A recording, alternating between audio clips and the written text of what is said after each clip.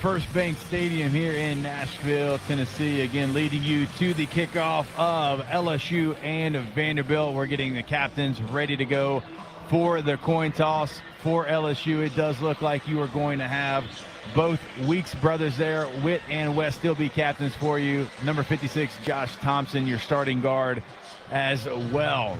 Got a good crowd here. One thing to point out, LSU fans certainly traveled here to Nashville, Tennessee. I know Gordy said it is close to 50-50, maybe even a lean for the Tigers. So LSU fans certainly showed up here. And now we'll send it down to Gordy Rush as we get you ready for the coin toss here for this matchup. Thank you so much, Jacob Hester. As you mentioned, beautiful day, and they finally filled in this stadium. They did an excellent job. Premium seating in both end zones and in black. It's really well done. It's a beautiful afternoon for football. Just in case you will make the call, I'm going to toss it and let it hit the ground, okay? That's head, that's tail, that's head, that's tail. What's your call? Head. He calls head. Tail. First and second half. Which way you want to hit? So they have it. Vanderbilt has won the toss. They've elected to defer. They are going to kick. And you guys are up in the press box, so we're going to be kicking from your right to your left. That means LSU will be going from your left to your right on your radio dials. As we talked about, the 3 outs for Weeks is in a booth. He did not partake in pregame whatsoever. It'll be Devon Keys at linebacker. We talked about Jamari Butler, the backup defensive end. He is not available today. Dylan Carpenter will pick up some of those reps, and I think Tank Guillory is going to fill in for Bernard Gooden, the defensive tackles. Guys? All right, we appreciate that, Gordy. Again, Vanderbilt wins the toss. They do defer there. Thought maybe they'd go with their offense and put their star Diego Pavia on the field first, but they decide to give the ball to the LSU Tigers. And now there's only one thing left to do. Let's welcome on back to the broadcast, the voice of your LSU Tigers, Chris Blair. Thank you, Jacob. What a beautiful day here in the west end of Nashville as we get ready to start the SEC this Saturday. LSU and Vanderbilt, as we told you, coming in both ranked in the top 25. That has not occurred since 1947.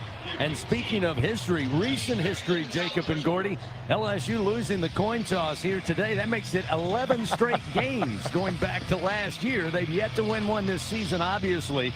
But the Tigers will go on offense. And, Jacob, this is important. Coach Kelly, every coach, they talk about it, getting off to a good start in every game, but certainly on the road. Yes. Garrett Nussmeier said nothing better for him than going on the road and quieting the home crowd. But they have struggled with their first possessions. 5 punts, 1 interception over the last 4 games, 3 and out each time. So they're looking to find that first start, basically a great start for the first time this year. Yeah, no question about it. We've talked about it every game, but I do like the fact that LSU's getting the football here. I think we saw the LSU offense look as close to the opening week last week against South Carolina. I'm excited to see what Garrett Nussmeier. Let's see where he's at right now. Let's see Caden Durham another week healthier. Let's see Trades Green and the package that they put together for him last week that certainly was a big part of their success. Let's see what Aaron Anderson can do as well. So I'm actually excited about the fact that LSU is about to receive this kickoff. Your team colors is always presented by your Kubota dealers. Visit a local dealer today for special offers for the homestanding Vandy Commodores. They'll go black jerseys, black pants, gold numerals, gold helmets, LSU, and they're all whites as we are set to go. First half kickoff is always brought to you by Cintas. Here's the approach. Boob meets ball, and we've got football here in Music City. The kick off the leg of Justin Dewars deep into the back of the end zone. It will be a touchback, and LSU will get this game started from scrimmage. First down and 10 at their own 25-yard line. Remember, Cintas proudly helping local Louisiana businesses stay clean, safe, and ready for the workday for over 35 years. It'll be Garrett Nussmeier. Nussmeier coming in, the 5th-year senior out of Lake Charles, Louisiana. Coach Kelly saying last week in the win over South Carolina, though not a perfect game, a couple of missed reads, missed throws, but said he liked the way Garrett played. A little more swagger, and he'll have to match Diego Pavia, who has enough swagger for the whole city of Nashville. Here we go. First down and 10 for the Tigers, attacking left to right. Nussmeier out of the shotgun. First play, going to hand it off. Caden Durham. He went left, tried to cut back to his right, got back to the line of scrimmage. That is all. No gain on the play. Brian Longwell, the linebacker for Vanderbilt, there to greet him early on. It'll be second down and 10 for the Tigers. And look, Going to stay established to the run here today. That's going to be part of it, CB. We talk about it all the time, right? Those are the runs. I know they're, 1 yard, no gain runs. But if you want to stay committed to it, those are going to happen, but you have to stay calling those same plays. Last week against the Gamecocks, the Tigers 30 attempts on the ground. They had a season-high 166 yards. Again, out of the shotgun, 2nd down and 10 from the Tigers' own 25. Nussmeier in an empty backfield looking to throw. Pass a little high. Barry on Brown went up to get it at about the 29-yard line. Only a 4-yard gain. Again, it's Brian Longwell across the middle of the field at linebacker to make the tackle for Vandy. And that'll set up 3rd down and about 6 here for the Tigers. LSU coming in trying to improve that 3rd down efficiency at only 42% on the year. Again, trying to avoid another 3 and out in their first possession of the ball game here. Ball going to be placed on the near side hash. Nussmeier in the shotgun. He'll line up 3 receivers to the left. 1 receiver short side of the field and a single back. Durham back there to pass block. Pocket got tight. Nussmeier tosses out to Parker up at the 40-yard line. They'll say it's a catch. Able to tiptoe on the boundary. An 11-yard pickup and a Louisiana Blue 1st down for the Fighting Tigers. And what amount of throw and air from Nussmeier. He put it up there. Took a while to come down. Thought rain was coming with it, but it is a completion. And the Tigers keep the drive alive. 1st down and 10 from the 40. Quick screen out to Brown. He'll make his way to the 42, but great team tackling that time and spacing by Vanderbilt. They'll bring him down after a 2-yard gain. Yeah, look, going back to that 3rd down throw, I mean, Nussmeier stood in there. He knew that he had a free rusher. There was a misassignment in the pass protection there. Credit to him. He stood in there, and you're right. He threw it high and where only his guy could go get it. 2nd down and 8 for the Tigers, just shy of their own 42-yard line. Opening drive of the ball game here on Saturday morning. Now motion Trades Green from left to right. Here's the snap. Nussmeier in the pocket, delivers and catch grabbed out of the air by Brown. And they'll give him into Vandy territory on a 1st down catch to the 46 of the Commodores. Another Louisiana Blue 1st down on a 12-yard gain.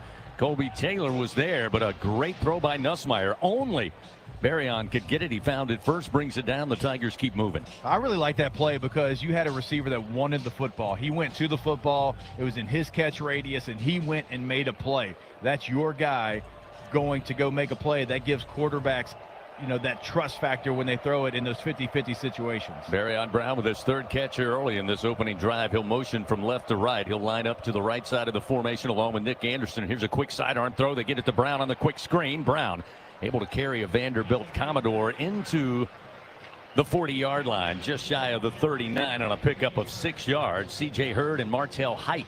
Height getting the start today with Marlon Jones apparently questionable coming in at cornerback for Coach Clark Lee. That'll set up 2nd down and 4. And again, Jacob, you like the fact LSU staying on schedule in this opening drive. Yeah, no question about it. Look, those plays right there, if you're going to have guys that block on the edge, we know they've got receivers that are going to go north and south. That is a great situation to set yourself up for a very 2nd down manageable situation. Orbit motion by Barryon Brown. The handoff to Durham. Durham goes around to the left side. Had a Vanderbilt Commodore grab him with the back of the jersey, but he moves positive yards and picks up 3 yards just shy of the 1st down sticks at the Vanderbilt 36-yard line. It was C.J. Hurd who made the stop for the Commodores. Now looking at 3rd down and a yard here for the Tigers. Getting deeper into Vandy territory. They'll bring in Harlem Berry, the freshman running back out of New Orleans. They'll send a receiver out wide to the left, and Chris Hilton Jr. It'll be Anderson and Aaron Anderson. Both Andersons wide to the right side. To give to Barry, and Barry's got the 1st down and then some inside the Vandy 30. Running to his left. Stays inside the far side hash and picks up the yardage. It's a Louisiana Blue 1st down for the Tigers. Yeah, I love that. We talked about it last week, right? When it's 3rd and short there, you're trying to get the 1st down. That's your goal. Get the 1st down. You're not trying to hit a home run on that play. If it happens, great. But you saw a young running back see a crease, went directly into the crease, picked up the 1st down, ends up getting more yards out of that. That was a great run by Barry. Barry will stay in.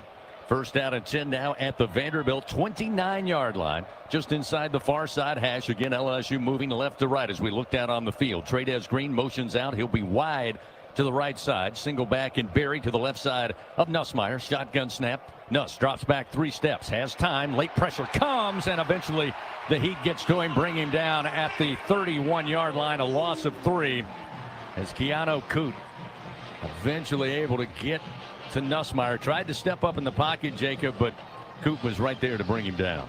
Yeah, it was a really nice job by the Vanderbilt secondary as well. As you look across the board, there was not an open receiver. It actually wasn't bad protection by the LSU offensive line. Nussmeier tried to buy time, tried to step up in the pocket, but it was a really nice job. Nice coverage stack by Vanderbilt there. Vanderbilt able to get LSU behind the chains here, looking at 2nd and 13 back at the Commodore 31-yard line. Nussmeier, another quick throw, and took his eye off it. Xavier Thomas may have heard footsteps right through the wickets and incomplete. That'll quickly make it 3rd and 13. Looked like maybe you heard the footsteps of Martell Height, who was late getting over there, but just didn't follow it in. Yeah, I think he was already planning his spin move to the outside of the sideline, started to turn, and you're right, he sees the defender there, eyes go off the ball, and that would have been a nice 6-7 yard pickup for LSU at minimum. 11th play of this opening drive, 3rd and 13. Again at the Vanderbilt 31. Nussmeier again lines up, stacks 2 receivers left, and after looking at the defense, Nuss will call the timeout. So LSU will burn their first timeout here of the first half. And that timeout presented by Coshada. Escape to the largest casino resort in Louisiana. Coshada Casino Resort, Louisiana's best bet. So again, now making the decision fairly early there. Of course, they were a little late to line up, but he immediately kind of stepped into the gun. Jacob took a glance and said, let's talk about it. An important 3rd and 13 on this opening drive. It is, and it's not just to try to convert the first down. Like where you're at right now on the field, you're talking about in the range of being just underneath your kicker's career long, right? So if you want to go out there and try to even have an opportunity at a field goal that makes you feel better about it, right? You're thinking 6-7 yards, and so this is a very important play. And you're right, like the play clock wasn't necessarily running down, but he didn't like the look with the play that they had. He immediately went to the sideline and had a conversation with Brian Kelly because, look, you get the ball first. You want a touchdown. That's the obvious statement, but you certainly want to get points. 9:41 remaining, first quarter. LSU looking at 3rd and 13 at the Vandy 31 when we continue on the LSU Sports Radio Network. Everything tastes better after an LSU Tiger victory. Similarly, everything also tastes better once you've baptized it with the handcrafted flavor of the original Louisiana hot sauce. So just imagine how truly tasty something would taste if it was doused in the original Louisiana hot sauce after an LSU Tiger victory. That's Louisiana hot. Buy you some. For him, it wasn't the cancer that almost took his life. It was an infection his body wasn't strong enough to fight.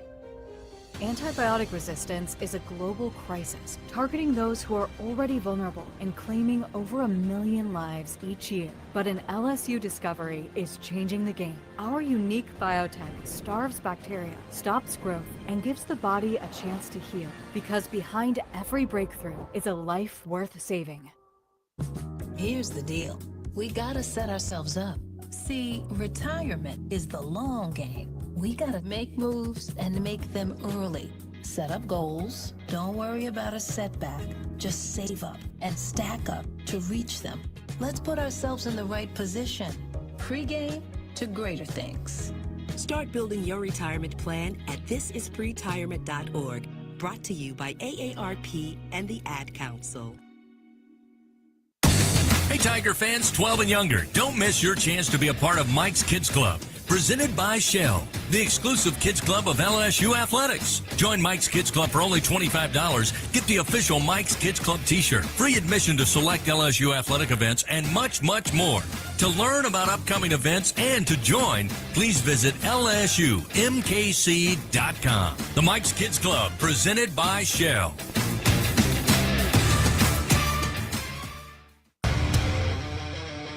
Live coverage of LSU Fighting Tiger football on the LSU Sports Radio Network, powered by People's Health. Scoreless here in Nashville, 9:41 remaining, first quarter action. LSU with the opening drive, getting set to snap it for the 11th time in this opening possession, looking at 3rd and 13 from the Vanderbilt 31-yard line. They started this drive at their own 25. So after the timeout, Nussmeier lines up in the shotgun, 3 wide to the right, 1 to the left. Quick fire, near side, coming back for it. Trades Green trying to hold on, but they're going to say incomplete at the 24-yard line. Jordan Matthews was on coverage, and Trades did all he could, Jacob, to try to come back, twist and turn, and get to it, but he couldn't hold on as he went to the ground. Yeah, I'll actually be honest with you. With that long of a throw there, Trades Green didn't really look forward until late in the process. They're lucky that didn't go the other way. I mean, that's a very, very dangerous throw there. Trades Green certainly not on the same page with his quarterback, Garrett Nussmeier. So they'll call upon Damian Ramos here for a 48-yarder between the hash marks, kicking left to right. Ramos again, 52-yarder against Clemson in the opening weekend. He'll put a foot into this one, end-over-end kick, and it is good. LSU in the opening drive of the game takes an early lead, 3-0. Their first possession score of 2025. That good kick, All-State now will once again contribute to the Tigers' General Scholarship Fund for student athletes across all sports. Thank you, All-State. So with 9:32 remaining, LSU settles for the 48-yard field goal, but looking for little small victories each week, Jacob. And as I said, first opening possession score of the year. Look, I know you want touchdowns. I get all that. But when it's the first time you've done it all year, that can give you the confidence that we're talking about. Because not only have you not scored, I mean, you haven't had a lot of success either. We're talking punts and interceptions, not even really it going down there with a threat to score some points. So that is the best opening drive that we have seen from LSU so far this year, and we'll see if they can get that offense kind of going in with Garrett Nussmeier. Nuss on that drive, 5 for 7 for 35 yards. Tigers right now just 9 yards rushing on 4 carries in that opening drive. Trey Richardson will be back deep. Aaron Burrell for LSU tees it up at the 35.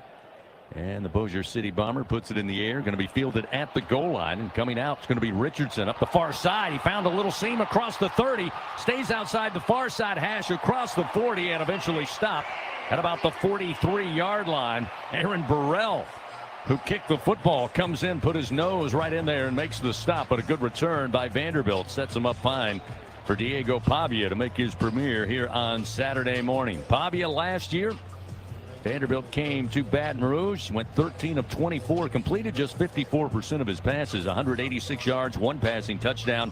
LSU really hemmed him in on the run game, just 6 carries for 43 yards, although he did have a rushing touchdown. But one of the things that stands out about Pavia this year, his completion percentage has gone way up. And he's relying on a really good group of receivers, probably an undersung group. So they'll open up in the pistol formation. The motion of receivers. Pavia takes the snap and then hands it off. It'll be Alexander to the tailback. Picks up just a yard to the 44-yard line. John McKinley in there for LSU with a great tackle. Brings him down quickly. It'll be 2nd down and 9 for the Commodore offense. Yeah, you've got to be so sound when you play this Vanderbilt team.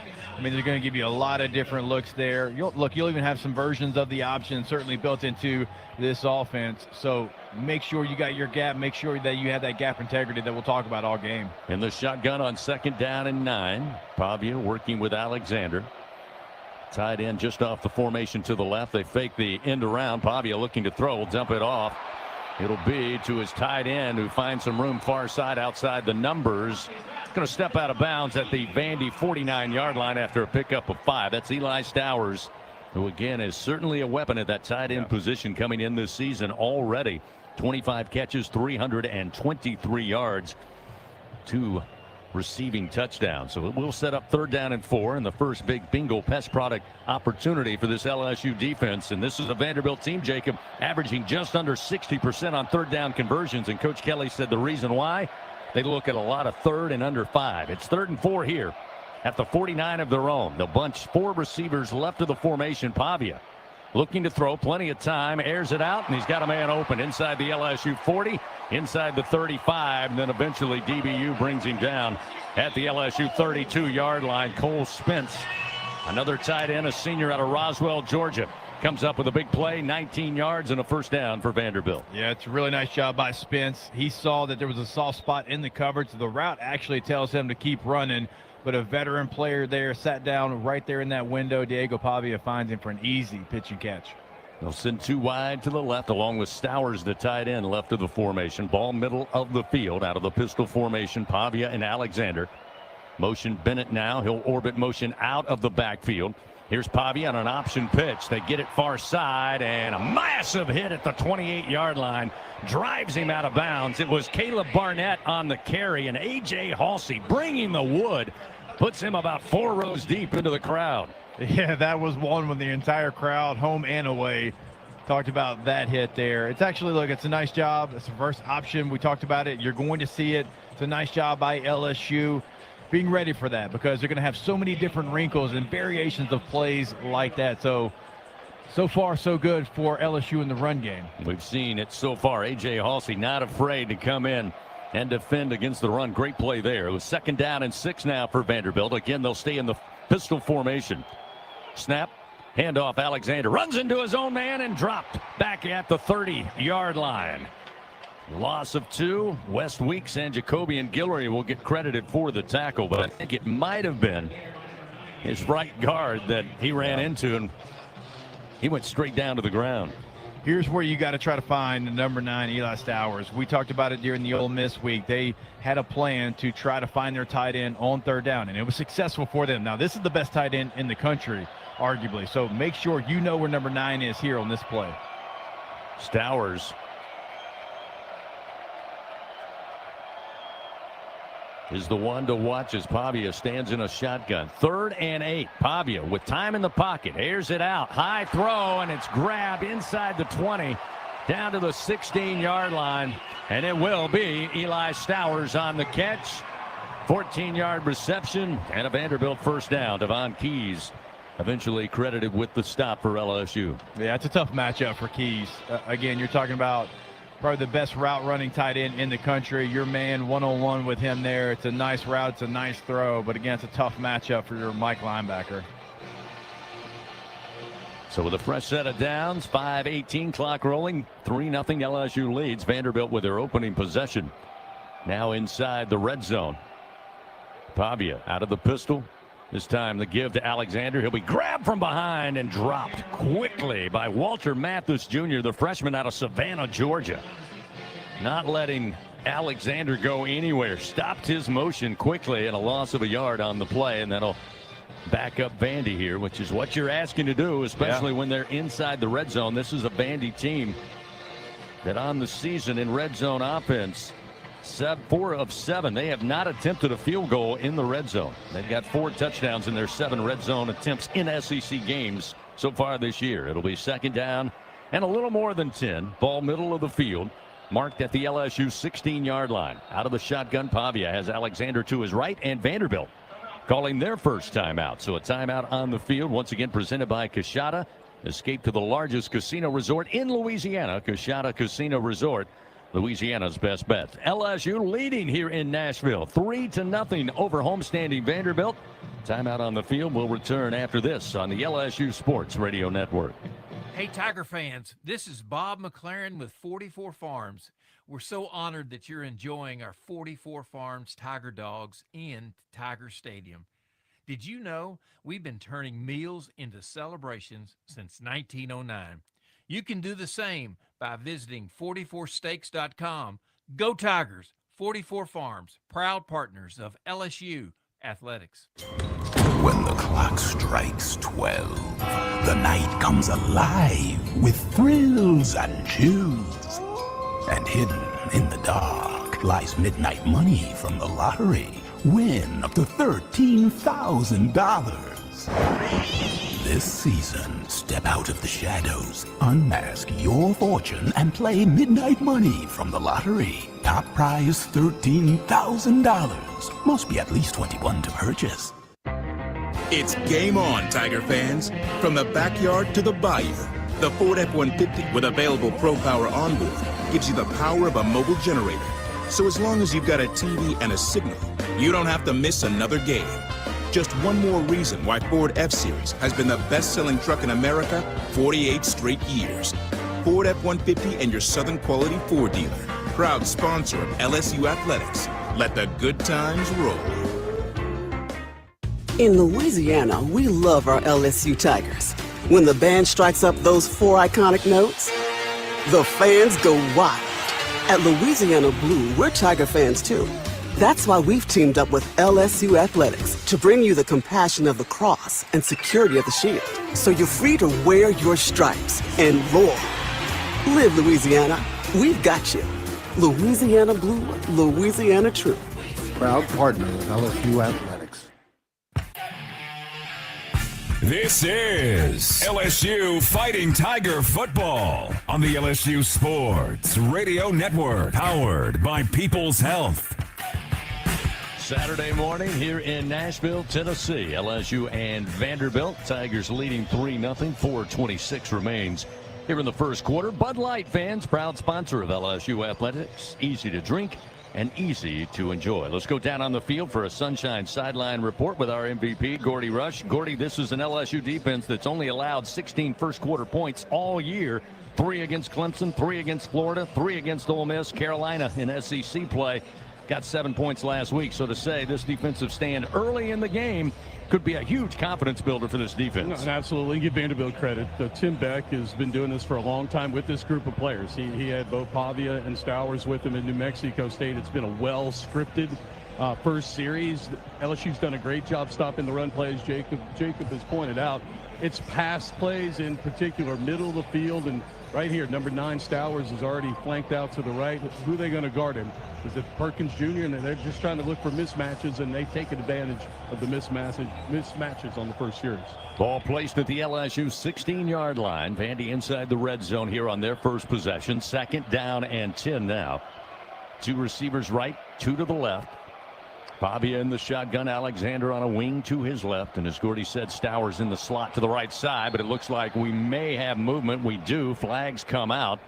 Vandy thought LSU did it. 55 on the offense. But the most important thing is Bryce Henderson, the strong tackle for Vanderbilt, going to be whistled for movement, so that'll back up Vandy.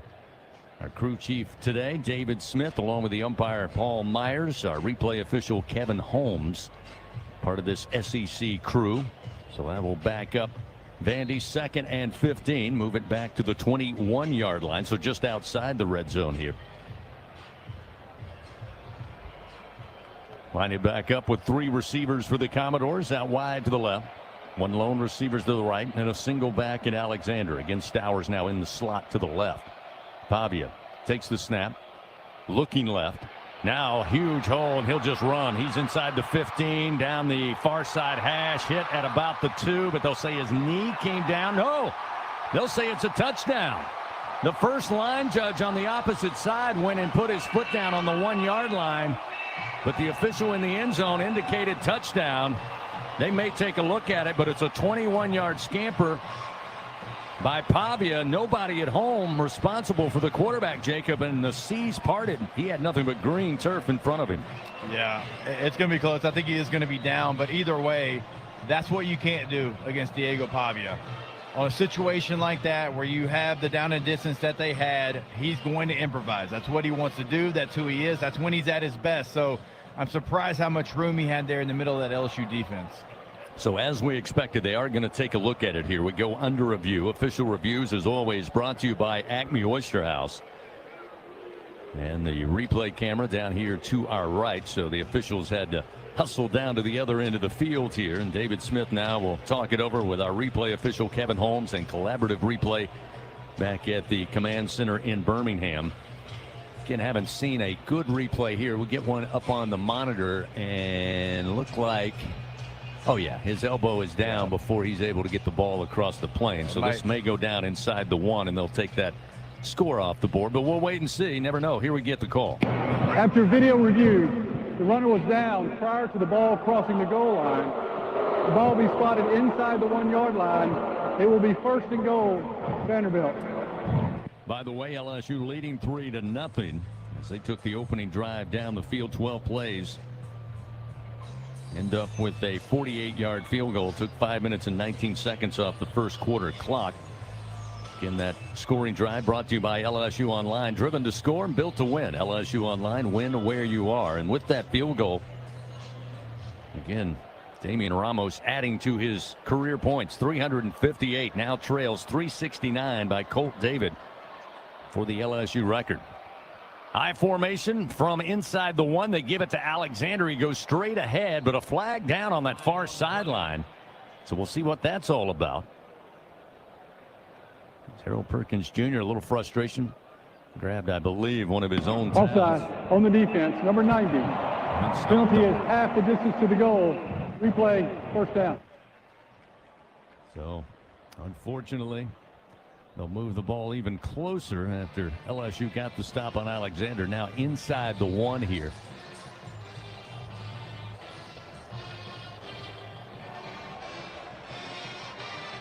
So now Pavia again with an I formation up under center. This is man on man as Pavia just going to take the snap, fall forward, try to lean in. Haven't gotten an indication yet. Now we do. And it is a score. So Pavia punches it in from less than a yard out.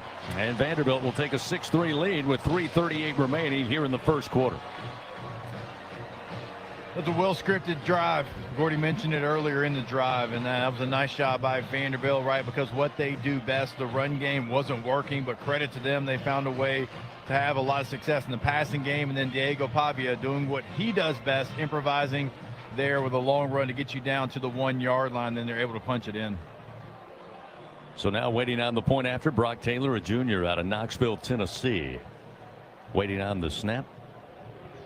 Try to make it a 7-3 lead. The kick is on its way, and the kick is good. So Vandy gets out on top, 7-3. Both teams with a possession, both teams with a score. LSU with 3 and Vanderbilt with 7. Timeout on the field. 3:38 remains here in the first quarter. 7-3, Vandy with the lead. LSU gets the ball when we come back on the LSU Sports Radio Network. I'm Richard Fontenot, president of the Louisiana Farm Bureau Federation. My brother and I grow rice, soybeans, and raise crawfish on our farm in Evangeline Parish. For a fourth-generation farmer like myself, Louisiana Farm Bureau is as much a part of my life as checking traps or harvesting rice. Our organization is more than 145,000 members strong, and we've been around for more than 100 years. The Louisiana Farm Bureau spans generations, and we want you to join our family. Visit lafarmbureau.org, the Louisiana Farm Bureau Federation, the voice of Louisiana agriculture. Champions make plays on the field and in life. With LSU Online, you can keep your career moving, earn your degree, and still run your own game plan. Learn anytime from anywhere and take the next step toward your goal line. It's time to make your move, Tiger fans. Visit online.lsu.edu. LSU Online. Win where you are. Everyone has their own favorite way to experience Louisiana. For some, it's the taste of hot beignets with a creamy cafe au lait. For others, it's swaying to the music of brass bands, Zydeco, and all the music in between. It's boating on the bayou, weaving your way through festivals, road tripping in pursuit of the greatest gumbo. Whoever you are, whatever you crave, Louisiana will feed your soul. Go to findyourlouisiana.com to plan your visit today. In the SEC, it just means more. But what is it exactly? It's the fans, the students, the traditions, the legends. It's passion to celebrate deeper, reach farther, think smarter, make an impact off the field. It's that intangible thing that happens when 16 schools raise the bar as one. Because in the SEC, it just means more. Your home for Fighting Tiger football. This is the LSU Sports Radio Network, powered by People's Health. 7-3 our score. Vanderbilt takes the lead. Both teams with opening possession scores. The Tigers with a 48-yard field goal by Damian Ramos to start today's game. Vanderbilt would come back, go 9 plays, 57 yards after a great return. Got them solid field position near their own 40-yard line. They go 5 minutes, 44 seconds, and Diego Pavia with the 1-yard quarterback keeper into the end zone, point after good, and that's where we are, 7-3. Fans, LSU Athletics would like to thank its corporate partners, Cox, McDonald's, Our Lady of the Lake Health, Albertsons, Louisiana Blue, Coca-Cola, and Hancock Whitney. Back down on the field with Gordy Rush. And Gordy, we talk about the mismatch that is Trades Green, and you mentioned it a few moments ago on that last drive by the Commodores. Eli Stowers creates that kind of mismatch as well. Yeah, and I'm Blake Baker. I've got keys in there, and I don't know that if you've got weeks in there, it's a mismatch. Is that something where we see maybe a nickel at some time on those situations? If you can handle the run with the nickel on the field, I think it's worth considering. They move Stowers around. He was all the way wide one side. He's been an inline tight end, and he's done his most damage in the slot. So now we'll see Justin Dewars again, the freshman out of Plano, Texas. He'll kick it back to the Tigers. Barryon Brown deep for LSU. Here's the approach and the kick. End over end kick. Brown will let it sail over his head. Another touchback, and LSU will start first down and 10 at their own 25-yard line. Fans, LSU Athletics again would like to thank its corporate partners: Cox, McDonald's, Our Lady of the Lake Health, Albertsons, Louisiana Blue, Coca-Cola, and Hancock Whitney. Louisiana Blue provides the LSU first downs. Blue Cross and Blue Shield of Louisiana, proud to be the official health insurance of LSU Athletics. Live Louisiana, we've got you. So Nussmeier and the Tiger offense ready to start once again. Juwan Johnson will come onto the field. They'll send him out instead of in the backfield. He'll line up wide to the left with three receivers, two receivers to the right with an empty backfield. They set up the screen. Here's Juwan Johnson, breaks an arm tackle far side at the 30, across the 35, the 40. Eventually spilled out of bounds at about the 46. The flag did come out back at the 33. We'll see what it's all about. It was where all the action was taking place. It was Corday Sidnor who made the tackle for Vanderbilt eventually, but LSU walking back, so it doesn't look good. Holding, number 10 on the offense. 10-yard penalty from the spot of the foul. Replay, first down. Howard Sharp guilty on the hold, according to the officials, and that'll back LSU up on this first play of their second drive of the afternoon, or right now still morning. Yeah, watching the replay for Bauer, it wasn't egregious, but his problem was his right hand was on the outside shoulder of the defender there. Easy call for the official. So to back it up, 1st and 15 with the ball at the 20-yard line. Shotgun snap to Nuss. Handoff, trying to find something left tackle. Not much there for Harlem Berry. Maybe got 2 yards, that's all. It'll be 2nd down and 13, and this is exactly what Vanderbilt and Clark Lee want. That's getting LSU behind the chains. Trying to make LSU one-dimensional and put all the pressure on the arm of Garrett Nussmeier. And that's after what you thought was going to be a very positive first down play. Now you're staring at 2nd and forever right now.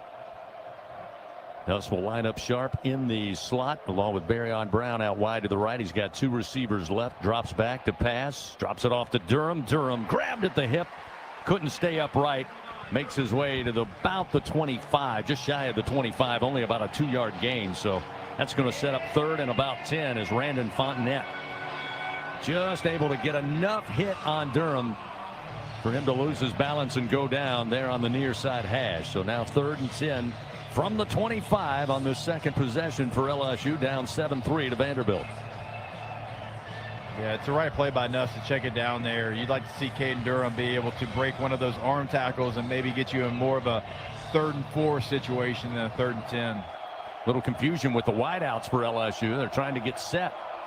3 wide to the left, 1 to the right. Just getting the snap off. Nussmeier under duress, throws, and a grab up around the 41-yard line. Excellent catch by Barryon Brown. A 16-yard gain, a Louisiana Blue first down. And LSU with a player slow to get up, and that's an offensive lineman. Looks like Tyree Adams. He's rolled over at the 20-yard line, so play halted here, but a great pickup. Gets the first down for LSU is Barryon Brown. Got 5 catches for 40 yards so far here in the first quarter. And Coach Kelly saying, both in his press conference and again on his radio show this week, that Barryon Brown's a guy that's got to get involved. And so far he has. So we've got a injury timeout as they're taking a look at Tyree Adams. Both teams huddling up on the near sideline. Fans, a reminder, it's hard to stop a train, but it's easy to afford one at TrainSouth.com. You can find an AC and heating dealer and special offers. TrainSouth.com, proud partner of LSU Athletics. 1:44 to go. Good sign there as Adams hops up, but still being helped by the trainers to make his way back to the LSU sideline. Giving a little bit of the piers to that left leg. Try to get an update for you in just a moment with Gordy Rush. He'll check in. Check the status of Tyree Adams. It'll be DJ Chester jumping in at left tackle for him. So Chester, the swing man on this offensive line, last year's starting center for the majority of the year, the 6'6" redshirt sophomore out of Conyers, Georgia. So LSU looking at 1st and 10, now up at their own 41-yard line. Just over a minute and a half remaining here in the first quarter. Trying to find the end zone for the first time today, get back on top. Nussmeier stands in the gun. Harlem Berry, the freshman running back, going to get the carry. A little stutter step, but he keeps moving and makes his way near midfield before being stopped just shy of the 50-yard line. Sewell and C.J. Hurd able to make the stop, but another good run by the freshman Harlem Berry, a pickup of 9 yards. That'll set up 2nd and 1. Yeah, great patience by a young running back there. That's 2 really nice runs by him. Certainly seeing the field well today so far. Nick Anderson going to join Berry to each side of Nussmeier. Now he'll release prior to the snap, and Nuss looking to go deep down the near sideline. Brown trying to adjust to it. A lot of hand fighting down around the 15-yard line. No flags, and it's incomplete. Now we do have a flag at about the 24-yard line. And that Colby Taylor was on coverage. That one was trailing the play, Jacob. I'm wondering maybe it's at some sort of holding Pass defensive interference on the defense. Number 3, 15-yard penalty from the previous spot. Automatic first down. So Colby Taylor is flagged for defensive pass interference. And again, we saw that early in the South Carolina game. LSU able to go extend the field in the pass play. And as Gordy mentioned, that time Taylor beat. He just kind of grabbed and said, not on my watch. Thought he got away with it, but there was one flag on the turf. Well, my question is, how did the officials behind the play not see the same thing there? Because that was a pretty egregious shoulder pull there, jersey all the way out. After the miscue, puts the ball now at the Vandy 35. It'll be 1st down and 10 for LSU. They go right back to Harlem Berry, and this time Vanderbilt able to bring him down after a 1-yard gain to the 34-yard line.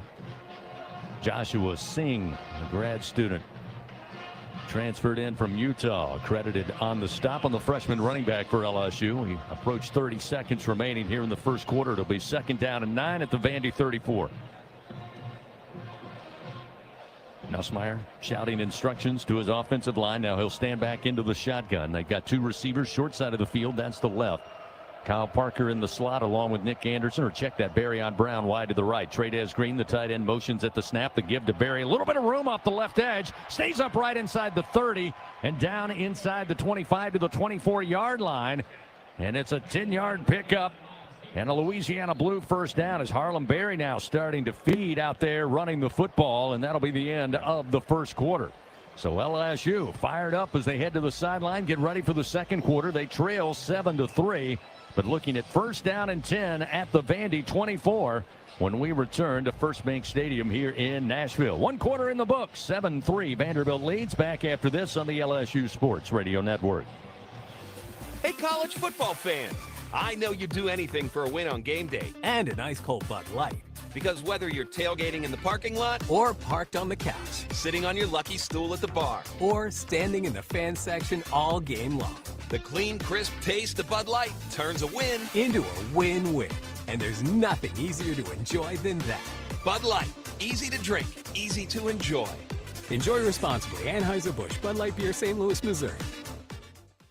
BRQ Seafood and Barbecue is your ultimate destination for food, fun, and an unforgettable experience. Come enjoy our daily specials or indulge in our brunch every Saturday and Sunday. Planning an event? Choose to have BRQ cater your event or host your gathering on our outdoor patio, the backyard. Plus, as the official catering services of LSU Athletics, we are the top choice for your game day celebrations and special events. Join us at BRQ Seafood and Barbecue, where food, fun, and unforgettable moments await. Something new is happening at Cox. Now the price of your Cox internet and mobile plan won't go up for 3 years, and Wi-Fi equipment is included. So no frustrating price changes, just a lot more of what you want, like a pizza with extra pineapple. Yikes. Okay, let's stick with something everyone wants. No price changes on your plan, guaranteed. Learn more at cox.com/value. Must have at least 500 megabits per second speeds and Cox Unlimited mobile taxes and fees excluded from price guarantee. Mobile data speeds reduced after 20 gigs usage per month. Trust isn't given. It's earned by showing up, leading the way, and performing at your best when it matters most. Our Lady of the Lake sports medicine experts know what it takes to improve performance and build champions at every level. That's why LSU chose Our Lady of the Lake as its championship health partner, trusting Louisiana's best medical team to care for our state's best athletes. From championship athletes to everyday champions, trusted care starts here. Visit OLOLRMC.com/LSU. We return to second quarter action of LSU Fighting Tiger football, presented by Dudley DeBosier on the LSU Sports Radio Network, powered by People's Health.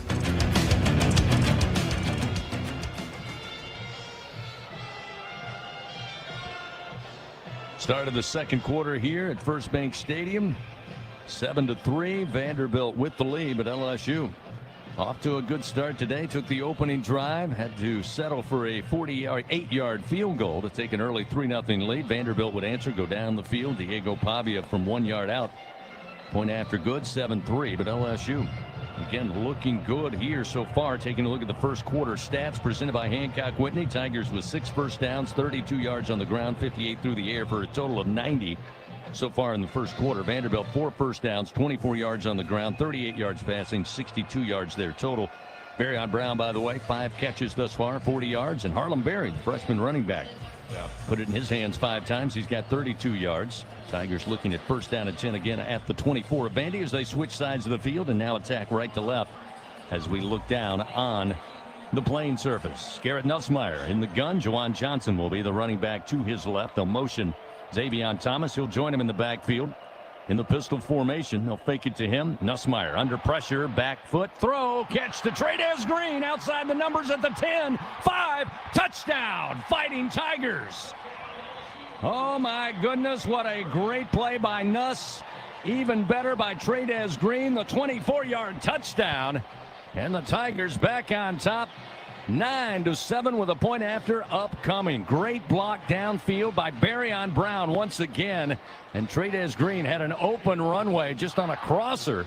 Takes it across, showed his speed, and the big guy gets in for the score. Yeah, you love a good tight end delay when it works out. What a job by Nussmeier buying enough time. I'll tell you what, my favorite part about it, Nussmeier kind of looks to the Vanderbilt sideline, gives them a little stare, and then signals touchdown. I like that from number 18. He needs a little bit of that here in this game. The quarterback he's going against has that. He's matching it so far here today in Vanderbilt.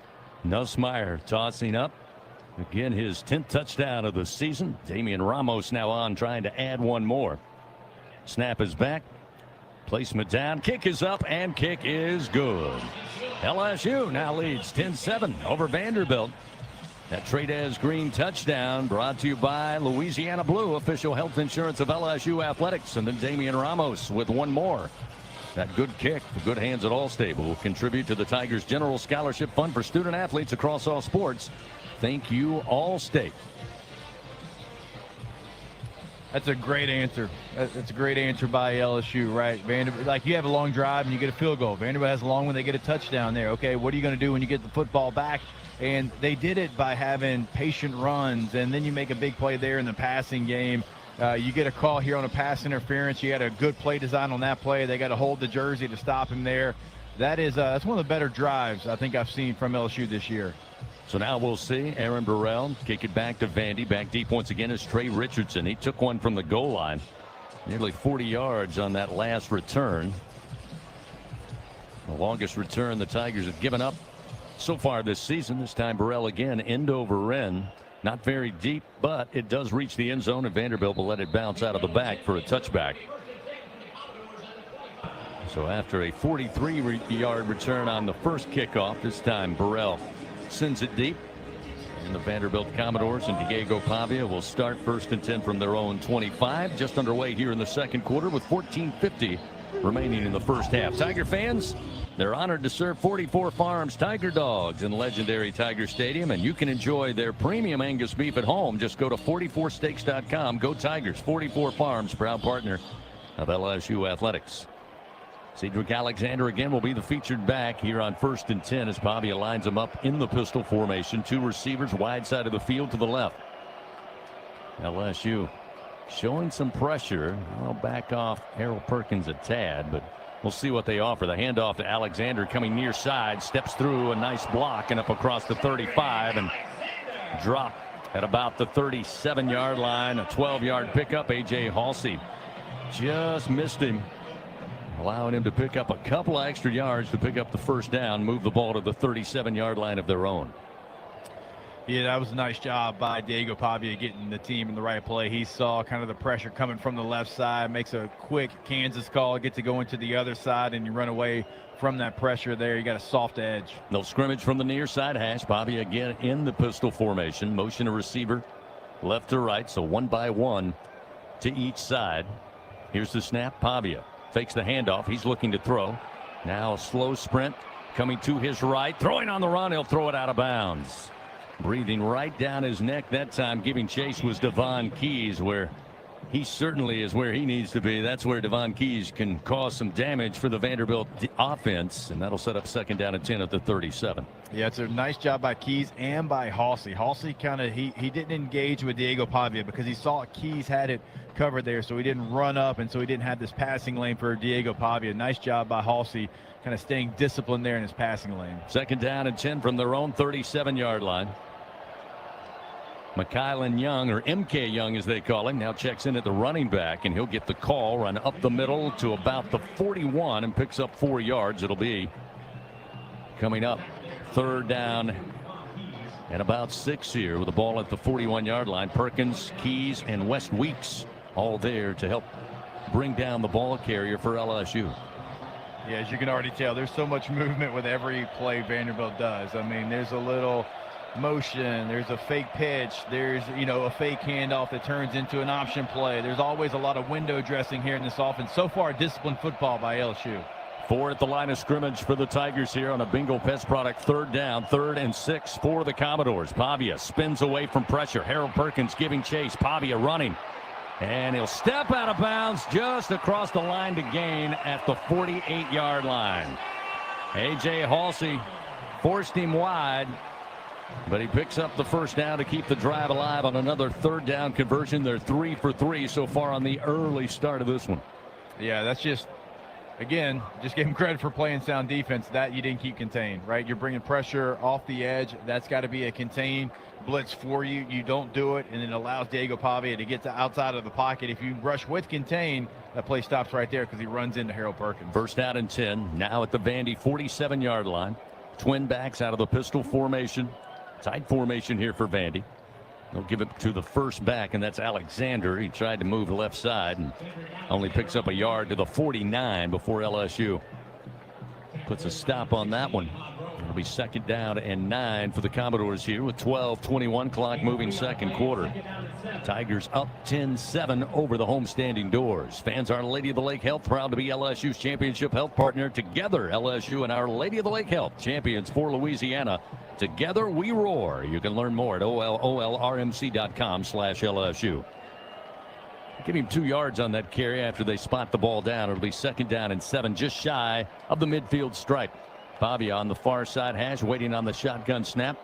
6 in the tackle box for LSU. Pavia looking to throw quickly. He's got Stowers at the 45. Stowers makes his way inside the 40 to the LSU 37-yard line. A.J. Halsey eventually made the stop, but a 13-yard gain and a 1st down for Vanderbilt. Stowers with his 3rd catch so far in this game. Yeah, it's a nice little RPO there by Vanderbilt. You got to respect so much what Diego Pavia does there. You get your coverage frozen just a little bit, and it's an easy window for Diego Pavia to find his favorite target. So now playing in positive territory for the Commodores. 1st and 10 at the 37 of LSU. 2 receivers left. Motion the tight end to the left of that formation out of the pistol.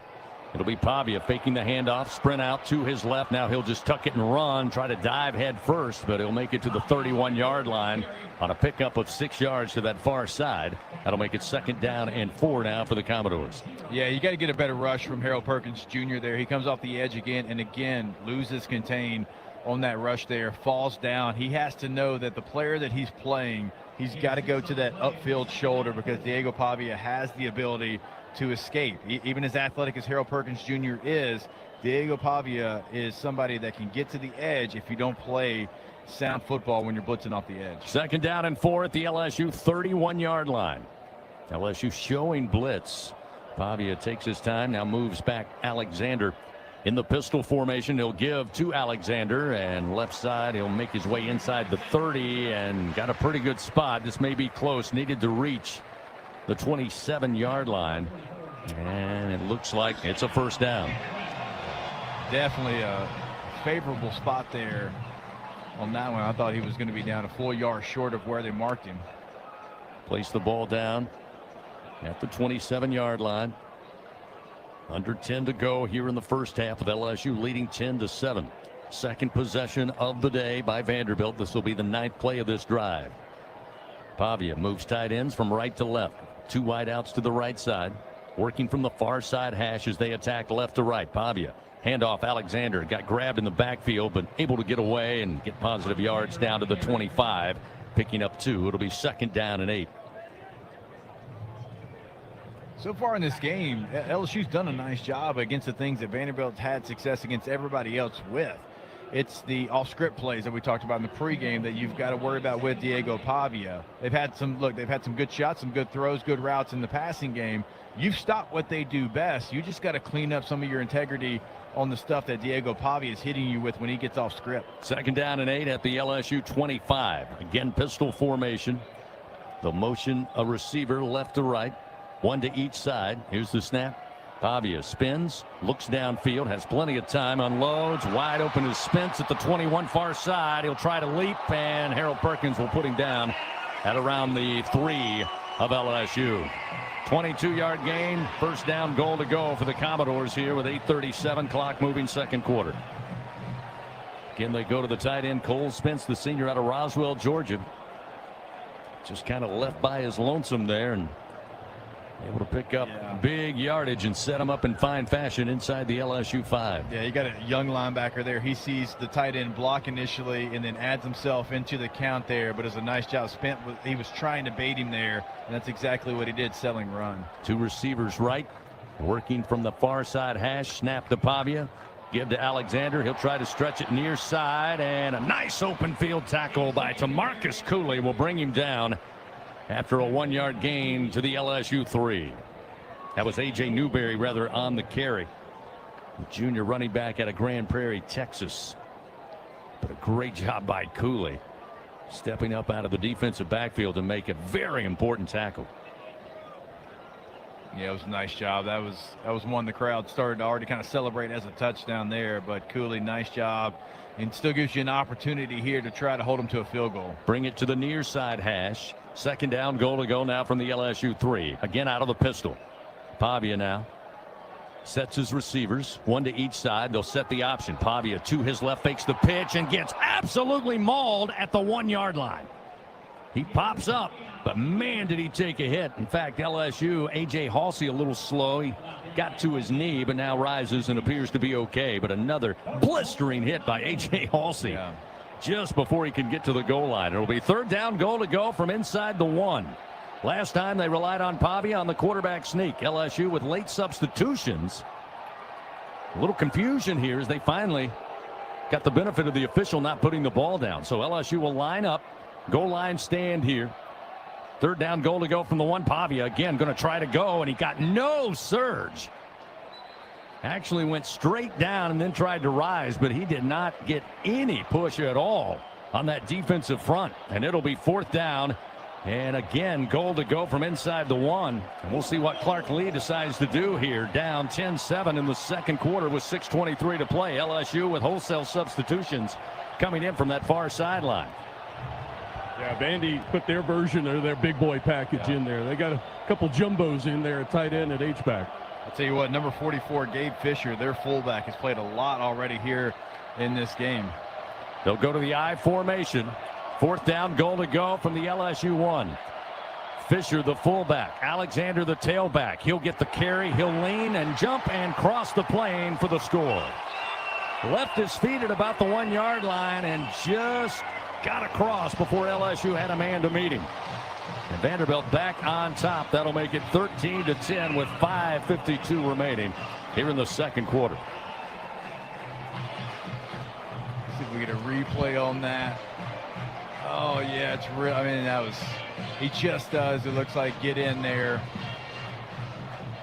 Like, see your linebacker maybe fire that just a second sooner, kind of trailing the guard's shoulder there. You like to see him just go north and south and see if he can stop that. LSU actually had a pretty good defensive call on that play and just does get the hair of the football over the goal line. 5:52 remains. Point after upcoming. It'll be Brock Taylor again, the junior out of Knoxville.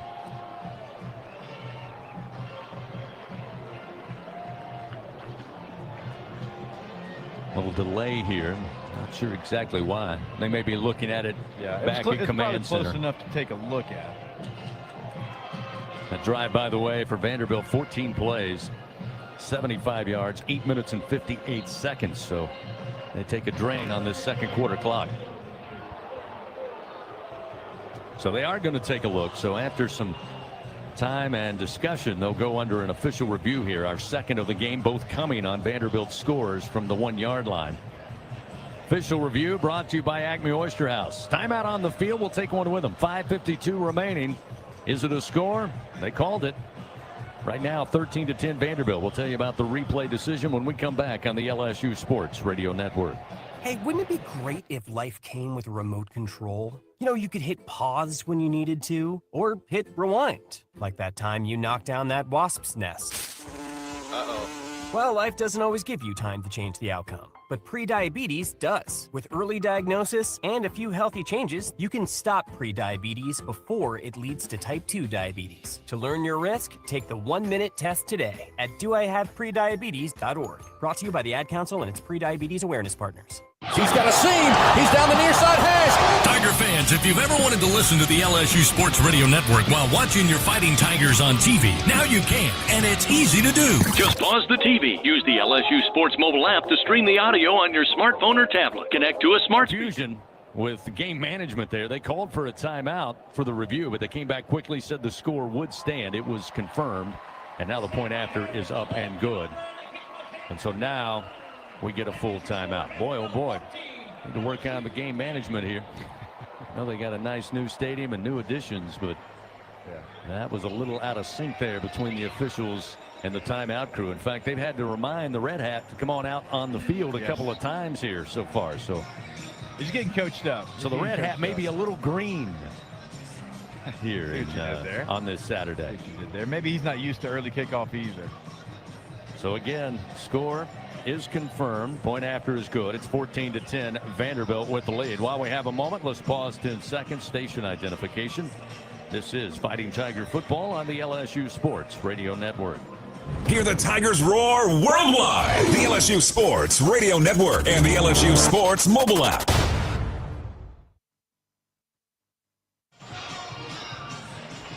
Great Saturday, headed towards finally the afternoon after an 11:07 kickoff here this morning in Nashville. Both teams look like they're ready to go so far. 14-10 Vanderbilt leads by 4. Teams have had 2 possessions. They've come away with scores. However, Jacob, Vanderbilt able to punch it in twice. LSU had to settle for that field goal in their opening drive. Again, it's been a good play calling mix. We said it. Vanderbilt has the weapons. They have a great play caller behind them, as Gordy talked about, and they're mixing up nicely. And then you've got the X factor with Diego Pavia. And, you know, you come into this matchup and you feel pretty good in the sense that LSU against Cade Klubnik, very good against the dual threat quarterback. Obviously, last week against Lenore Sellers, they hold him to 19 yards rushing. But there is a difference in Diego Pavia, and Coach Kelly said it this week, because he's liable to do anything. Lenore Sellers, as talented as he is and as hard as he is to bring down, he does kind of telegraph when he's running and when he's going to throw. Pavia, he'll wait to the very last minute, and we've seen it already today. Yeah, it's really where they've had their most success, and I'm sure right now that's what the defensive staff is going over with the players, because you've been in the right call a lot of times. You've brought pressure off the edge 2 times where you've just not kept contained. You've allowed a really talented player to get on the outside, and then, like you said, after he gets out there, it's kind of a great unknown, and that's who he is. So, look, so far, you've done a really nice job stopping the run. You've done a nice job of knowing when to add pressure. You lost a tight end there in coverage. A young linebacker, saw him blocking, didn't know it was a delay.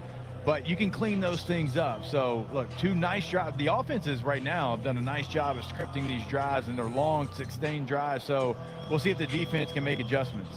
Fans, Dudley DeBosier stands up for the purple and gold. They fight for Tiger fans all across Louisiana. Dudley DeBosier, proud to be an official partner of LSU Athletics. Yeah, Pavia coming into the game, sitting 12th in the country, 2nd in the SEC with 14 passing touchdowns, although he's got 2 rushing touchdowns today. He's 12th nationally in passing efficiency. We talked about how he certainly improved that.